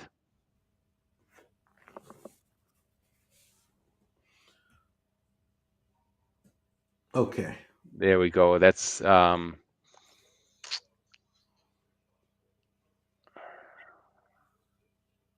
I think scroll down a bit. Yeah, just a tad bit. So here, just a bit up, actually. I read the previous paragraph a little. Oh, sorry. Scroll up more, or So you okay? yeah, in principle, it would seem that what is happening is that the liberals and progressives have generally given up on Western religion, but they have maintained both its evangelical zeal as well as its faith in the kingdom of heaven. The left, though, has transposed the kingdom from the vertical dimension of another world to an actual future reality that is to be achieved within the confines of history. As Goldberg has indicated, this transposition lays at the origins of what can literally, and not just as a slur, be called fascism. Those leftist fascists are trying to impose their liberal views on everyone. Johnny Walker Dread, what do you say? That sounds about right. Yeah, It you sounds about know, right. Hey, I mean, hey, I need to contact old Rashad and have some beers with him. He's one of us. I don't know. Rashad and what's that guy? That super conservative Trump advisor, Stephen Miller. Rashad and Stephen Miller would get along great, according to this thesis, right? Uh-huh. This is and we haven't even actually. I didn't even cover this. Um, somewhere in there, there's an argument. And I didn't read through this, but there's an argument that Muslims, I think page 40 or something like that. Um, Is Muslims, there a they're all word for? Muslims are all extremists. Islam. If you search for Islam, it appears Okay. I think 81 times in the entire document.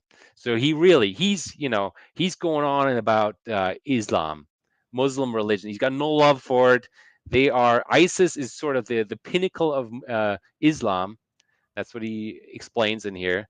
And secretly, secret or not so secretly, all Muslims want Sharia law to be implemented and sort of destroy any sort of individual freedom. I should search ISIS. Here we go. Yeah, ISIS. There we go. So ISIS, he's talking about how America has to defend itself and exclude these people, they exclude Muslims from immigrating into America to protect itself. Does that sound the view that we know of Rashad Richey? No, but it is a view of Rashad Richey. It is a view that he either put his name to or wrote himself. Um, you know, Mhm. he's considered this. I mean, this is a doctoral thesis. This isn't a drunken argument. This isn't a tweet. These are his like deeply held views that America should exclude Muslims from immigrating into the country. And what does Cenk Uygur think of this? Right? He used to be a Muslim, so according to Rashad Richey, shouldn't have been let into the country, right? Those people, though his employers, the people that he does business with, have no business in being here. Well, I mean, and by the way, people are saying, well, this is 2016. It was written in 2017 at the earliest. And that wasn't that long ago. That's not long ago at all. Yeah, 5 years Yeah, ago but or this whatever, was 5, 6, 7 years 2000. ago. But this Yeah, was like 2000 or 1990. I yeah. mean This that would be this one thing. this wasn't acceptable in 2010.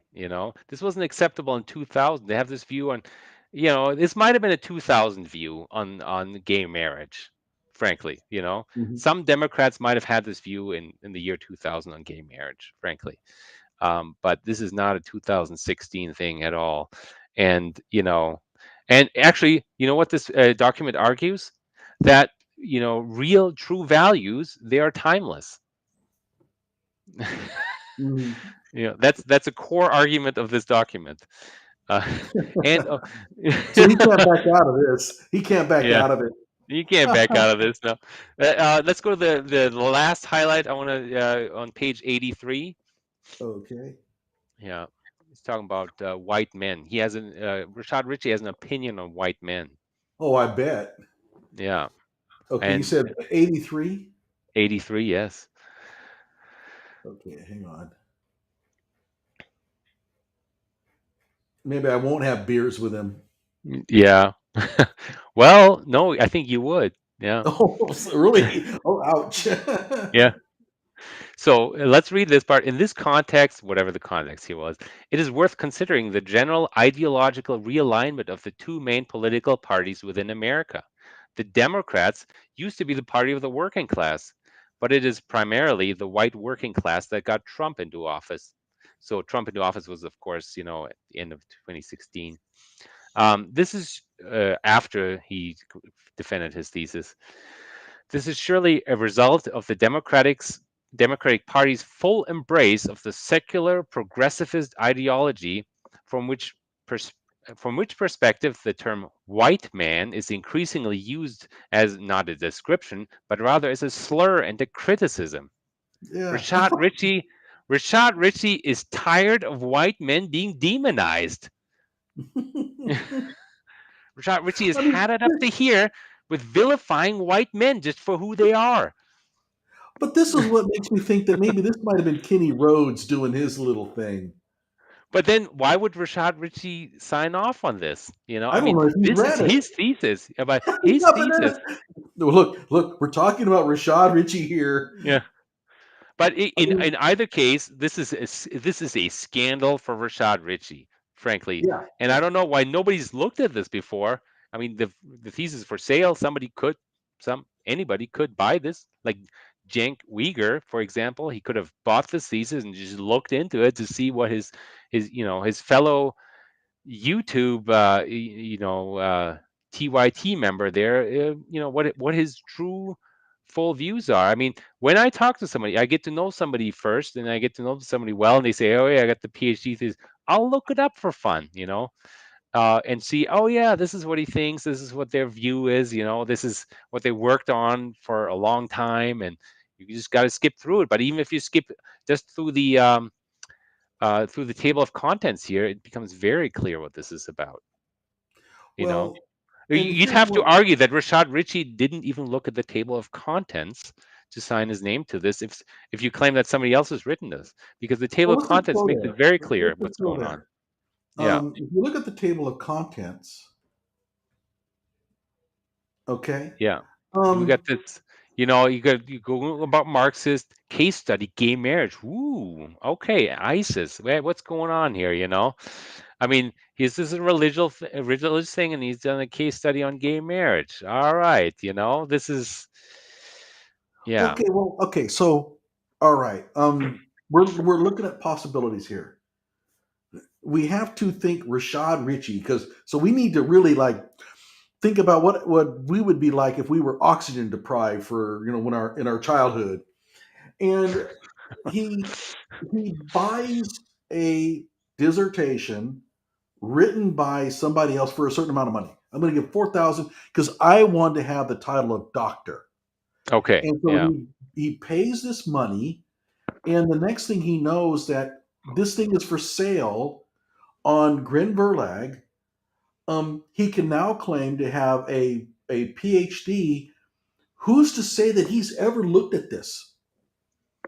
You're right. Who's to say? But I mean, Rashad Richey would be the one to say, right? Rashad Richey is the one who claims to have presented this. So I mean, in reality, I mean, yeah, I know that if you cornered him, he'll say, "Oh, well, of course I've read it." Well, what about these claims here? Well, I don't have no idea what kind of excuse he would have, but in I'm not in the reality, business of making excuses for him when he right, claims that these extremely racist and oh sorry, I terrible that I'm being called a bigot for opposing gay marriage.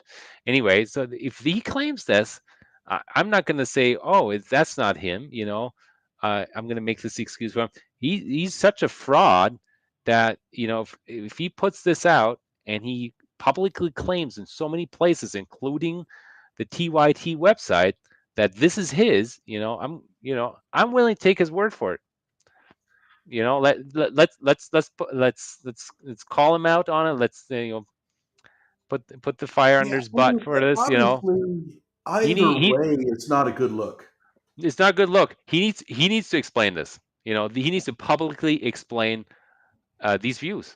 Frankly, what there's no two ways about it. Let's maybe he's going to claim I didn't write this. Well, fine, you didn't write this.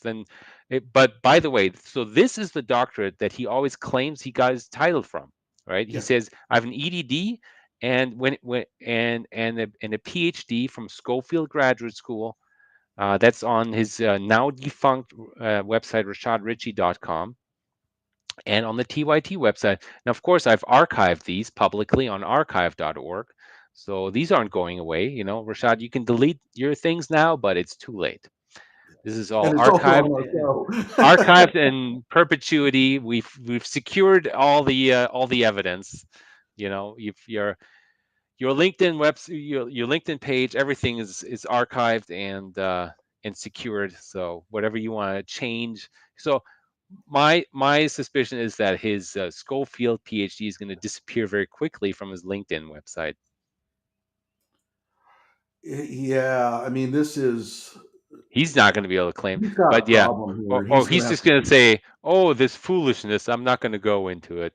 Yeah, and It's then gonna I'll get another comment on from Erica Wilson. We're suing you. I'm like, go ahead. no one didn't come to my mail so far.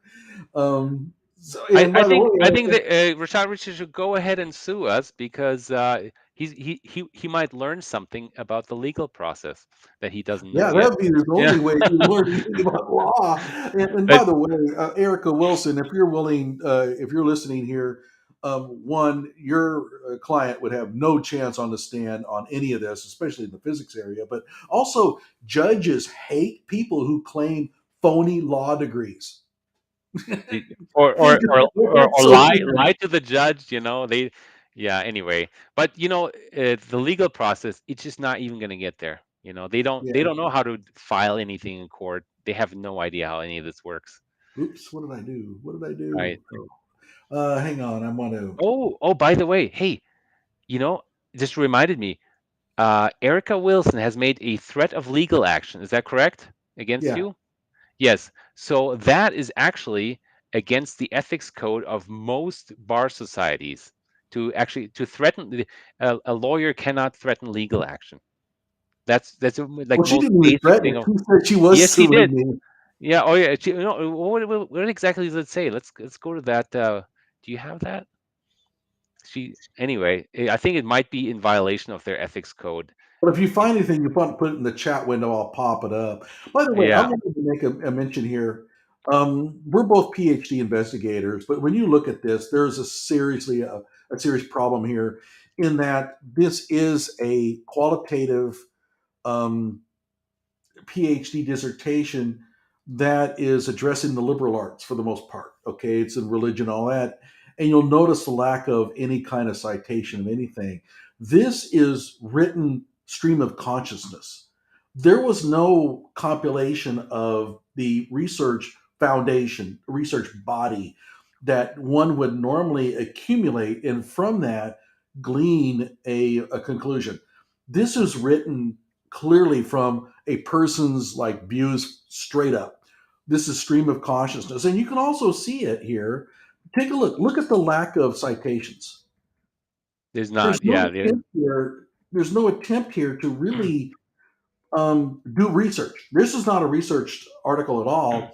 And if you go to the very bottom, The Bible um, isn't even cited. There's no citation of the Bible, you know? yeah, there's nothing. And that's really critical Uh, because of the various versions of it.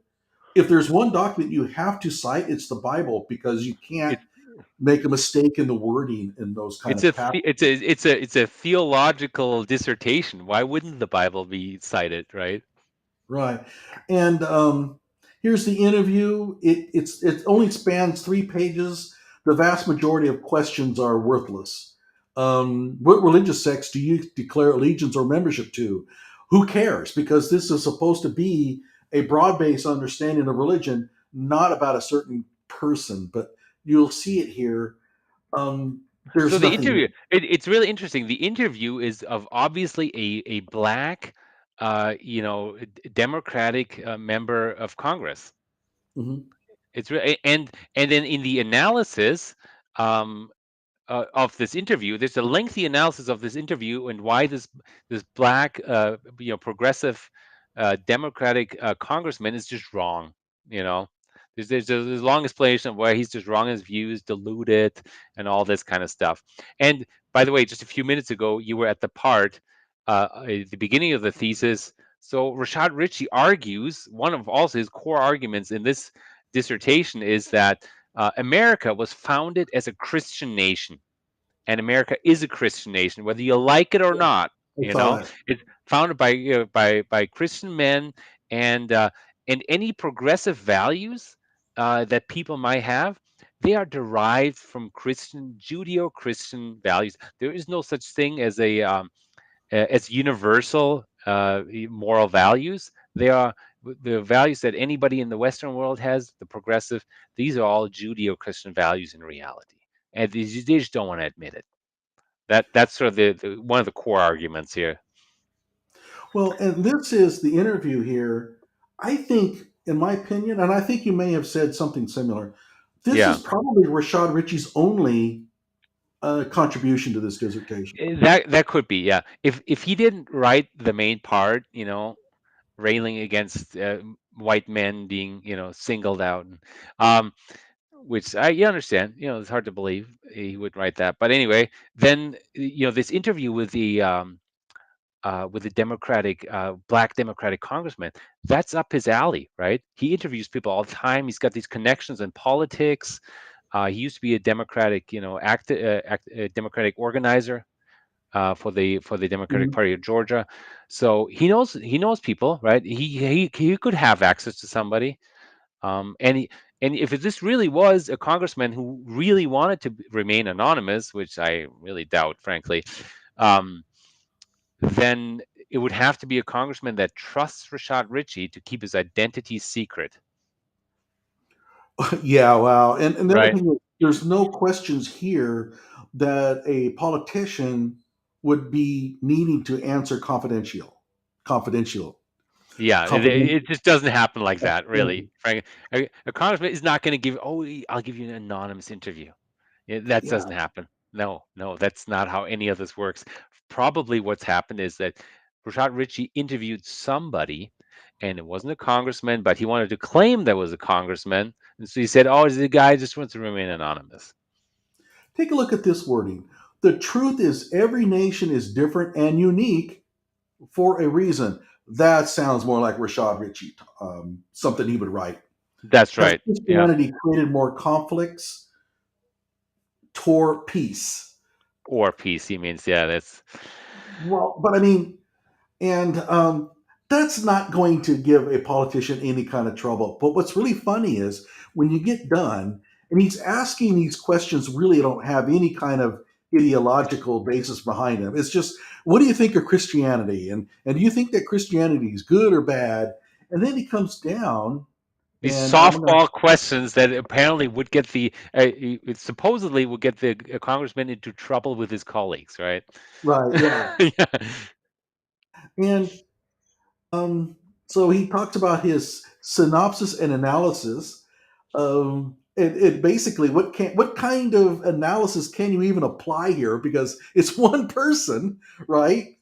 But then in the end, and I hope I can find it quickly here.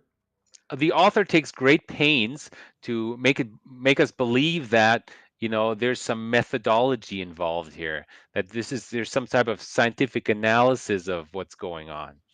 Yeah, and I pointed that out when I was talking about the dissertation of, oh, what was her name? Bonnie Candia Bailey. Oh The yeah, yeah, that's right.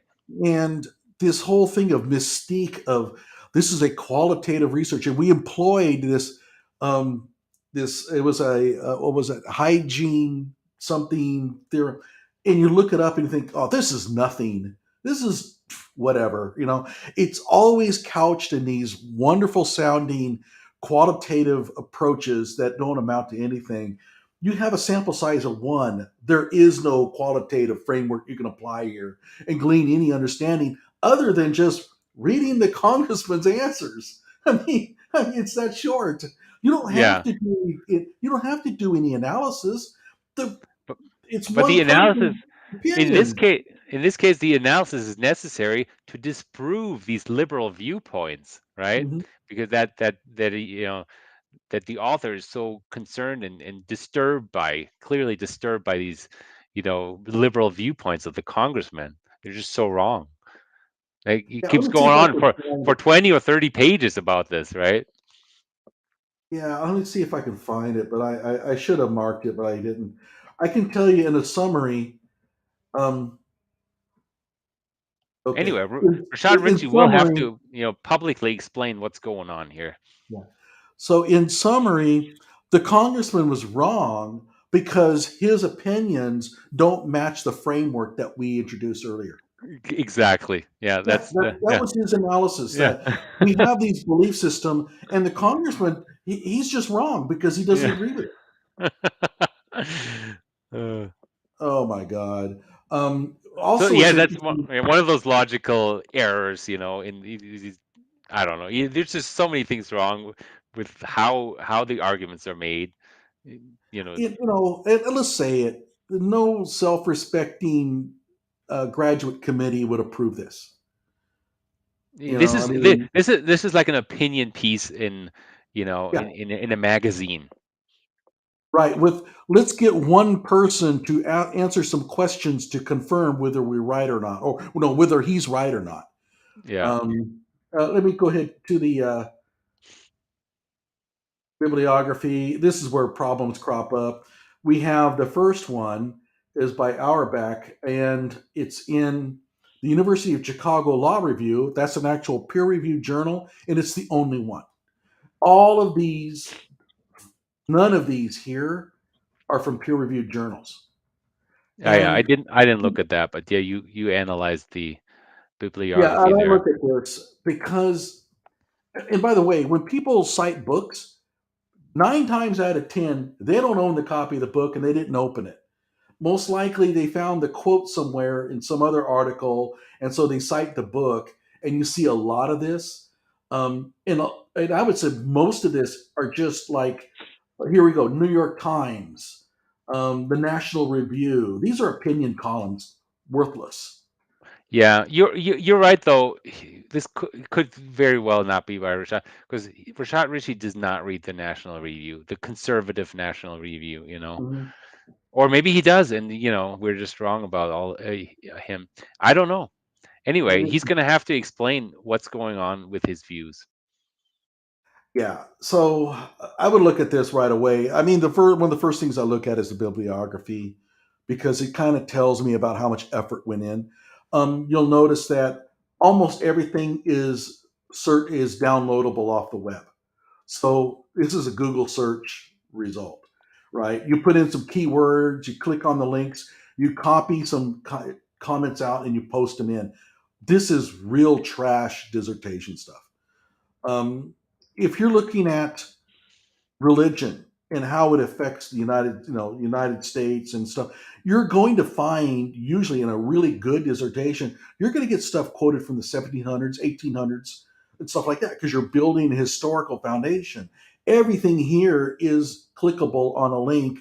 It's all opinion stuff, relatively recently written. And Yeah, I'm sure like somebody with a degree in theology would be able to tell us how poorly sourced this is it from a theological perspective, you know. right. It also it's kind of insulting to the field of theology because it kind of lends the idea behind it that theology, that real research study is just going online and reading articles and then, figuring out. No, I mean, it's a real serious study. And the people who are doing theology are typically pretty sharp and they work very hard and they try to build from the knowledge base a foundation for their work. This is not it. This, This is yeah, this junk. not, and we can tell because Schofield isn't.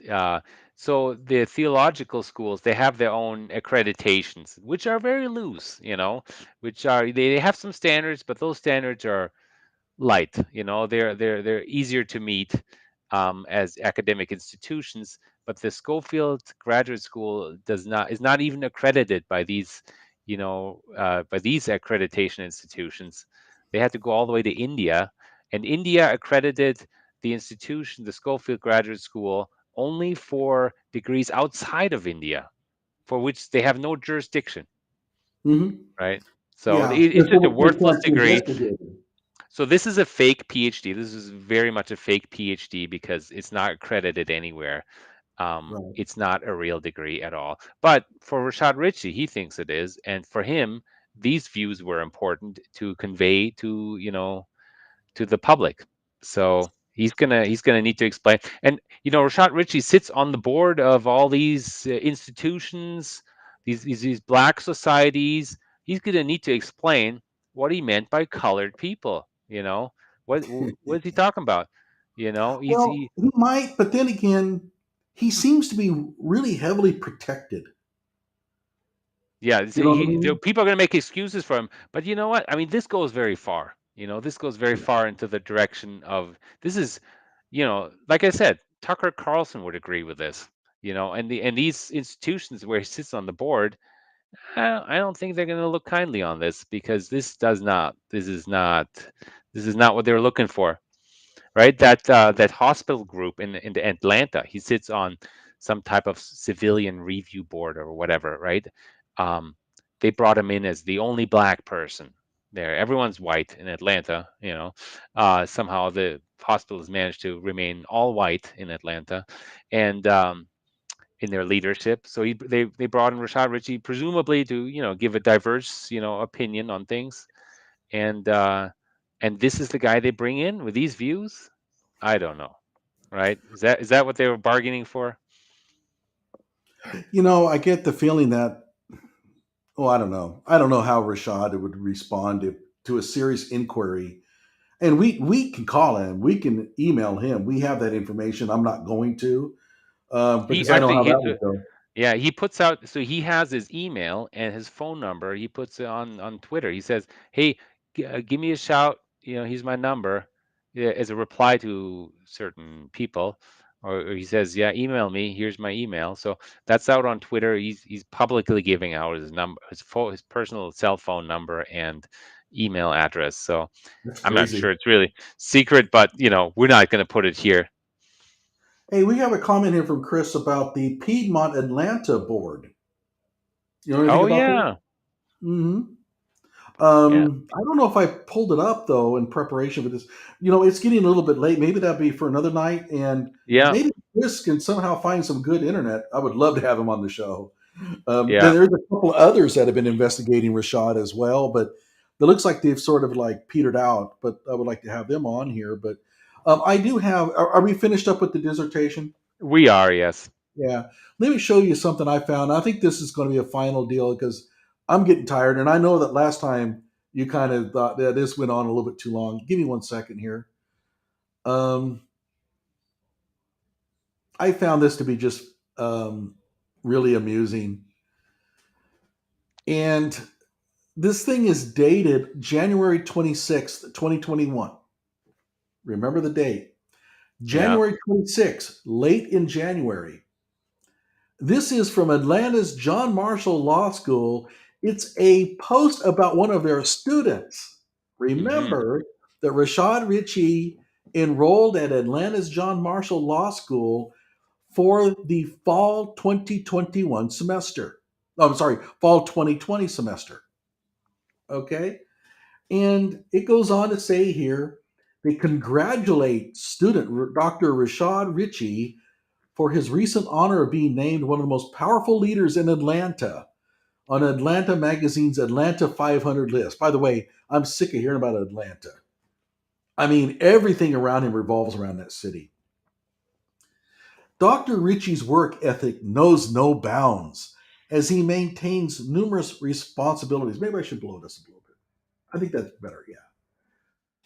So this is a sort of a publicity statement by the John Marshall Law School, right? About one of their students. One of the students. Okay. Okay. Remember, Yeah. Rashad is a student there. Just a random Um, student. All right. But they're proud of it. mhm. It goes on. His work ethic knows no bounds and maintains numerous responsibilities during the day and is completing his JD after hours in the law school's part time evening program. Okay, that sounds shady already. Oh, But is he's that yeah? completing his JD where? At the Atlanta school. He was voted best talk radio personality in Atlanta by readers of the Atlanta Journal Constitution. Yeah, I don't care. Um, and for his weekly morning show on WAOK, named most trusted voice in Atlanta radio by readers of the Atlanta Business Journal. And as I mentioned, this business journal doesn't seem to really exist. It has a YouTube page where it has 58 subscribers. So how does this line up with his enrollment dates? Where he was kicked out of that school and then He re-entered? was kicked out in January 2021. Ah, He so was he was kicked out and they're writing this column about him. He didn't complete the previous semester, strictly speaking. They threw him out because he didn't complete the requirements of the previous semester. oh, you know what? I've got an idea. He, the registrar knows whether he's been kicked out or not, but possibly not the person writing this article. He could have just claimed, "Oh yeah, I'm here." Here's interesting. Um, Congressman that Rashad would have contacted for his dissertation would have been Hank Johnson. I remember him since he has a relationship with him and he has interviewed him numerous times. That makes sense. Okay, good to know. Chris Interesting. Yeah. Harding's got some good info. Chris, you gotta, yeah, you gotta, We you got to get gotta you on, contact. Chris. Yeah, or we at least Um, have to stay in contact. Write me an email. right, right. Okay, so they go on to name some other awards. Let's see here. Okay, and beyond broadcasting, Rashad serves as chief editor at large and senior writer for Rolling Out magazine, which tends to write a lot of articles about Rashad Richey, and they're all very glowing, right? That is unacceptable.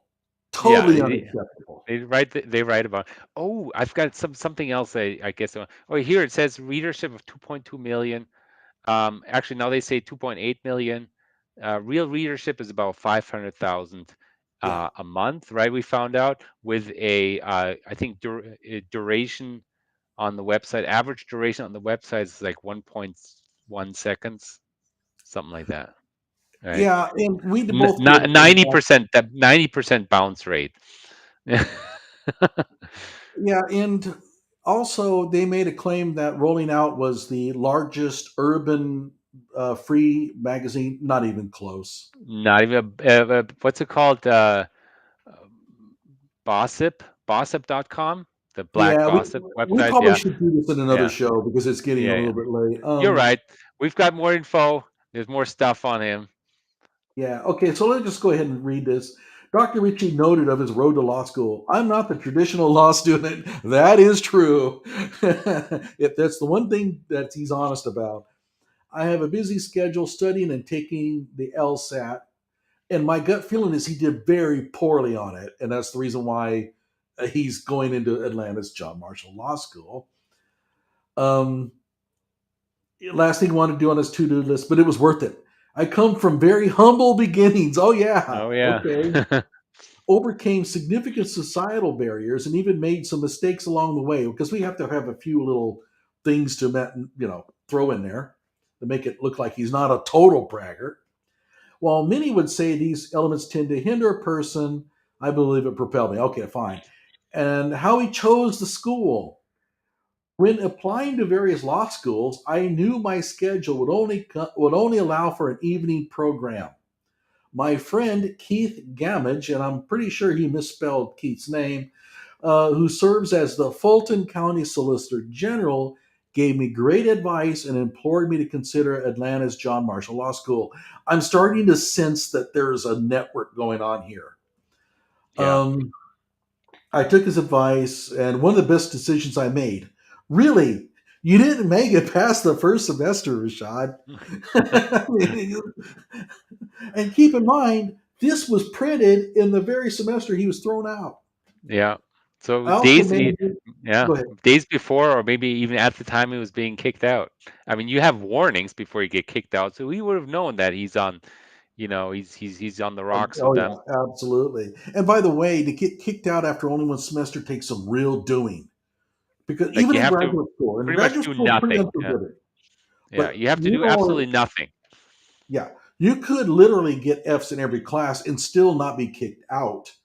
But you're going to be having to get some A's that following semester. To get kicked out after only one semester means he didn't show up. Okay, I'm telling you. And the process and hold deep convictions about restorative justice. Oh, brother. Yeah, here, Congressman Hank Johnson. Oh yeah. Interesting. And Okay, Judge that's right. Amy Brown Reynolds. Okay. He's got some friends. That's true. Yeah.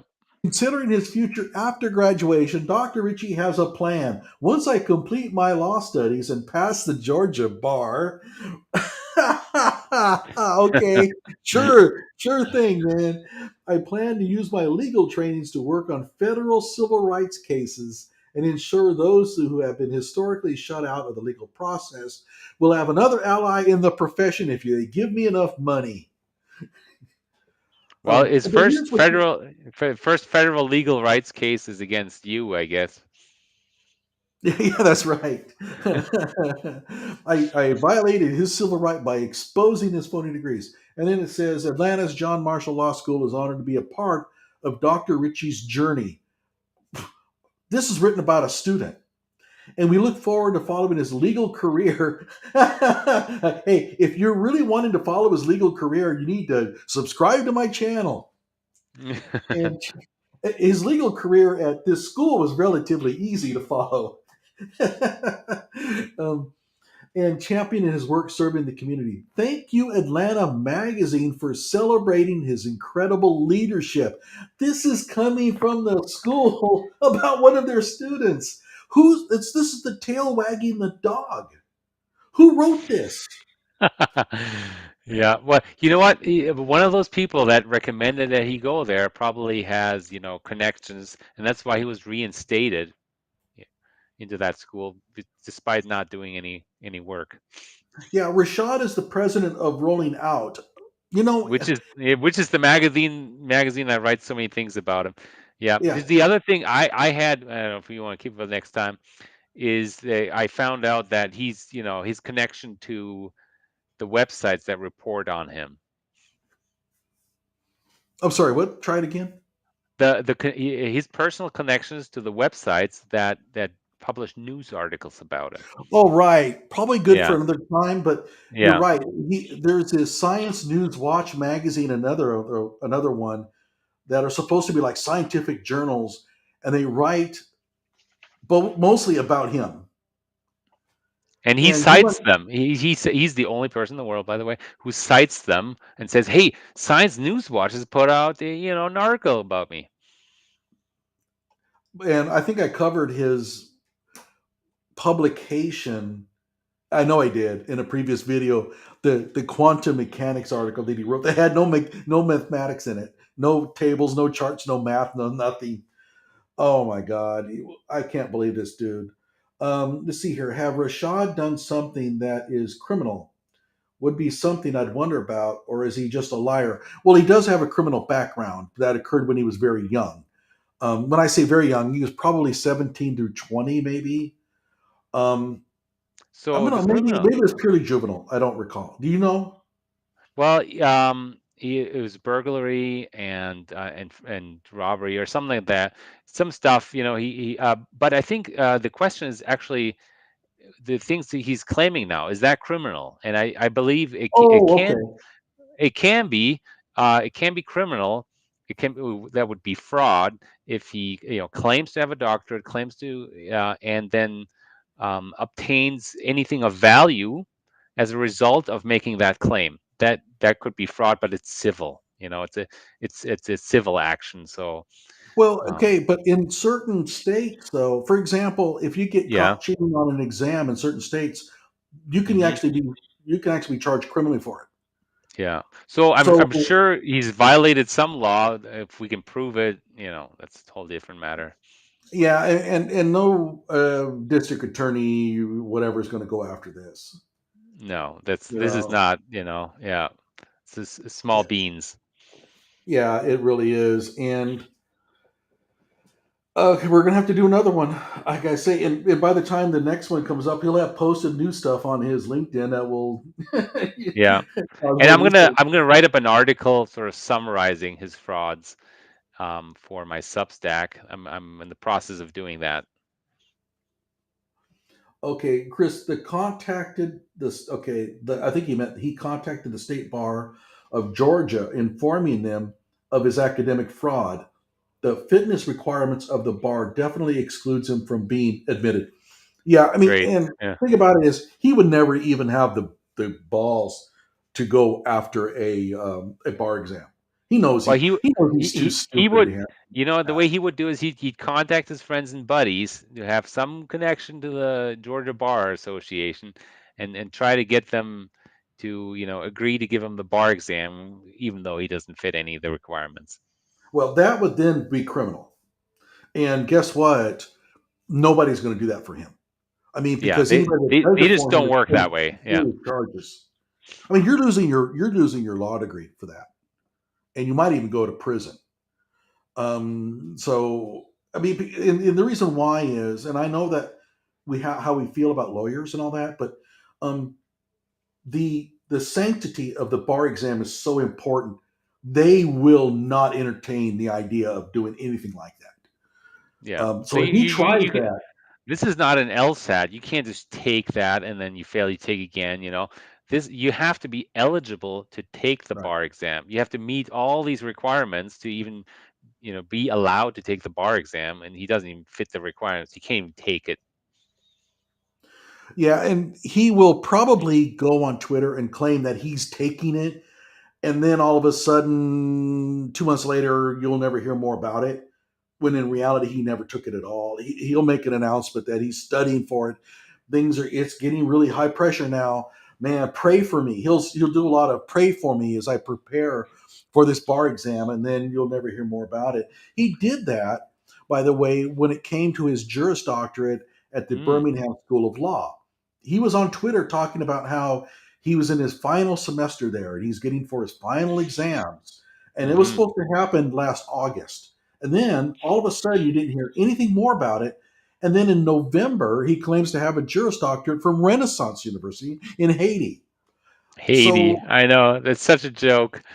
yeah. And as I mentioned, even if you somehow think that this Haitian university is legit, it's not Well, possible. Go ahead. Rashad Richey doesn't think it's legit. Rashad Yeah. Richey I mean, itself, he doesn't think it's legit because he never writes, "Oh, the Renaissance University of Haiti."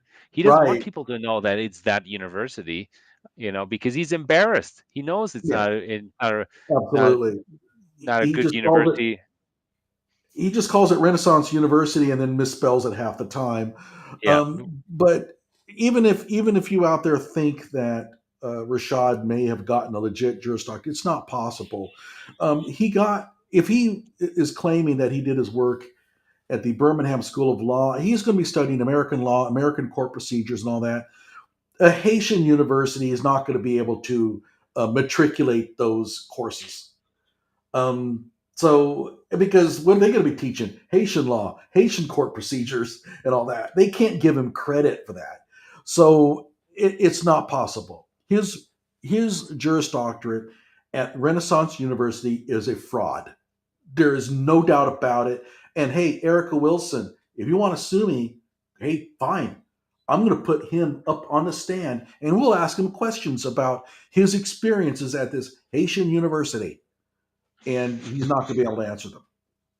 You know. Yeah. By the way, one final thing, and maybe you can talk about this: the Okay. California University FCE and the Hmm. connection about all this. You want to speak on that a bit? California, yeah, California, yeah. I've complained to the federal Department of Education for them being even. So the California University FCE, that is some type of fraudulent institution. They are registered with they're registered with the Department of Education to do what do they call it? The curriculum. They examine curricula, Right. right? And but they're registered as in California as a kindergarten, teaching grades 9 through 12 somehow. Yeah, that's Somehow, right. The kindergarten somehow teacher. kindergarten does that, right? Anyway, that's they are registered as that, and they on their website they give out a Peruvian URL. Your Peruvian website .pe, right, ends in .pe, and then they claim that this PE stands for uh, professional evaluator. Because they have to somehow justify that they have a Peruvian, URL, and so they're making all sorts of false claims on their website, and they sort of trick foreign students into believing that this American institution, the Department of Education, is accredits other these random institutions, and amongst these random institutions are so many of Rashad Richey's, supposed universities. Yeah, including I think Universidad Impresarial, I think is one. That's That right. whole Euro American thing is one of those, and the Haitian University is one. I think there's like five of them, and it looks to me like this California University FCE is kind of like a diploma broker. So they kind of connect people looking for fake degrees with universities that are willing to give them for a fee. They And yeah, they pose as an accreditor of universities when they are really accreditor of curricula for high schools or whatever, right? For high yeah, school well, curricula. okay. The whole idea behind it is that you give them the work that you did at this university. They look at it and they say, "Oh yeah, this is really good." So we're going Well, to well, they're they going have to say that we have evaluated and it's rigorous. They don't use the word accreditation. And this is what going to get Rashad Richey in trouble because he's leaning on this place to be his accreditation agency. They don't claim to be an accreditation well, agency. the thing is, they are a high school, so the I think the evaluate or accredit high school curricula, and but they call themselves universities so that other people get confused about what they accredit, or I was under the evaluate. Right? impression I that think they that's were what's going on, and so they people are like, oh, university, California, accredited, somehow part of the Department of Education. Yes, yes. There's okay. just So to confuse and obfuscate facts. so they're they sounds to me like they're doing like standards alignment for for high schools. Yeah, This it's something okay. for high schools, and the high school is called California University. So because you have any name. Somebody needs to get there and do an expose on that place because that seems to be like the central, you know, casting central for all of these diploma mills. Yeah, And it is also a show run by one person, right? There's a founder, president, and CEO who's the only employee that seems to show they've up a ever had. lot with a lot of these Yeah. places. Yeah. Now, here's an interesting thing, though: is Rashad is claiming a Juris Doctorate from this Haitian university. Does the Haitian university even know Rashad exists? Oh, good question. Well, they have acknowledged him in in that review, but of course they might just acknowledge anyone in their review. On Google, right? On Google Maps, Rashad left a review and they replied and said, "Oh, thank you very much." Yeah, So but that at doesn't really, that point, it it's doesn't just some. really, yeah, They've it never doesn't heard really of. mean that. Yeah, you're right. It doesn't Yeah. mean that they actually Okay, let had me him put as it a student. another way. Even though it's a university in Haiti with very low resources, they still have a ledger. They still have enrollment.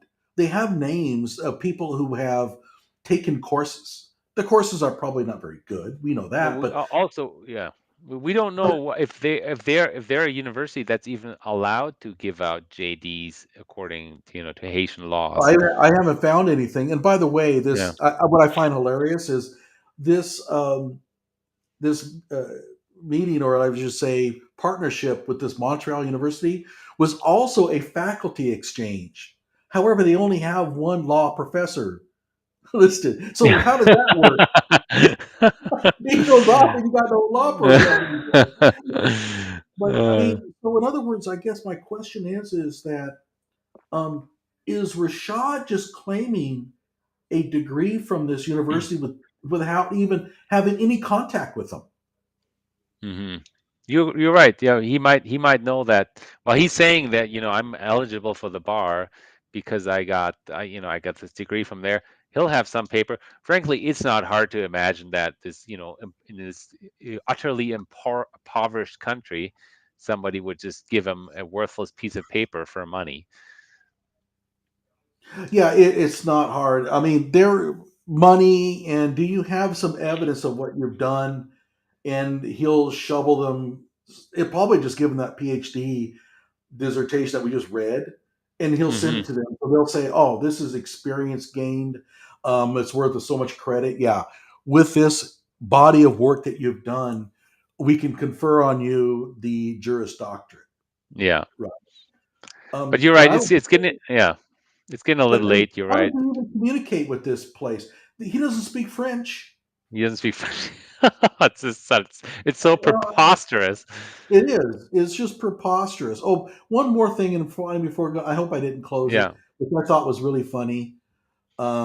I hope I didn't close it out because it was so ridiculous. But oh, I guess I did. I'll have to cover it again sometime in the future. But Oh, yeah. If anyone wants the Rashad Richey's thesis, so his dissertation, if somebody wants to look it up, I uploaded it onto Library Genesis. So I'm not sure if it's okay, made it through the review process yet, but should be available on Library Genesis or Anna's Archive. if you can send me a link to that, I'll post it in the description. Okay. Okay, so yeah, we'll have links to all of everything that we have talked about here today, everybody, because we do that. We research and we provide the information for people to not have to rely on our words, right? It's like, you may think that we're lying. Well, here's the link. You click on it yourself and you decide. And so we'll have all those links available. I am wore Okay. out. Yeah. I am wore out. I want to thank everybody for diving in. Any last comments that you want to make? Well, what were we going to do? It was the last thing I wanted you to. Oh, you were going to paste your email address or Twitter or whatever your contact in the chat window. Oh, yeah. Wait, is there another chat window? I only got the private chat. Yeah, it Um, would be better if you put it in the regular chat. I no, mean, I I don't know how can to do that. always. Yeah, I don't know how Okay, to do that here. okay. I'll tell you Uh, what. We'll post it in the description okay. of the video so people can watch it later. Yeah. I'm Johnny Walker Dread. Go and subscribe to my channel. Go follow me on YouTube and Twitter. And like the video, of course. I've got 1,080 subscribers so far, which is pretty small, but hey, it's 1,080 people who care about what I have to say. I guess that's pretty good. Any last comments from you? Yes, I'm a fake PhD investigator on Twitter and Substack, so you can find me there. Yeah, subscribe and follow Rashad Richey. Expose him, right people. We're not standing for this fakery. Right. And if you're listening to me, Erica Wilson, I'm not scared of you. So go ahead and threaten me all you like. I don't care. Take care, everybody. I'll see you later, and we're out. Good night.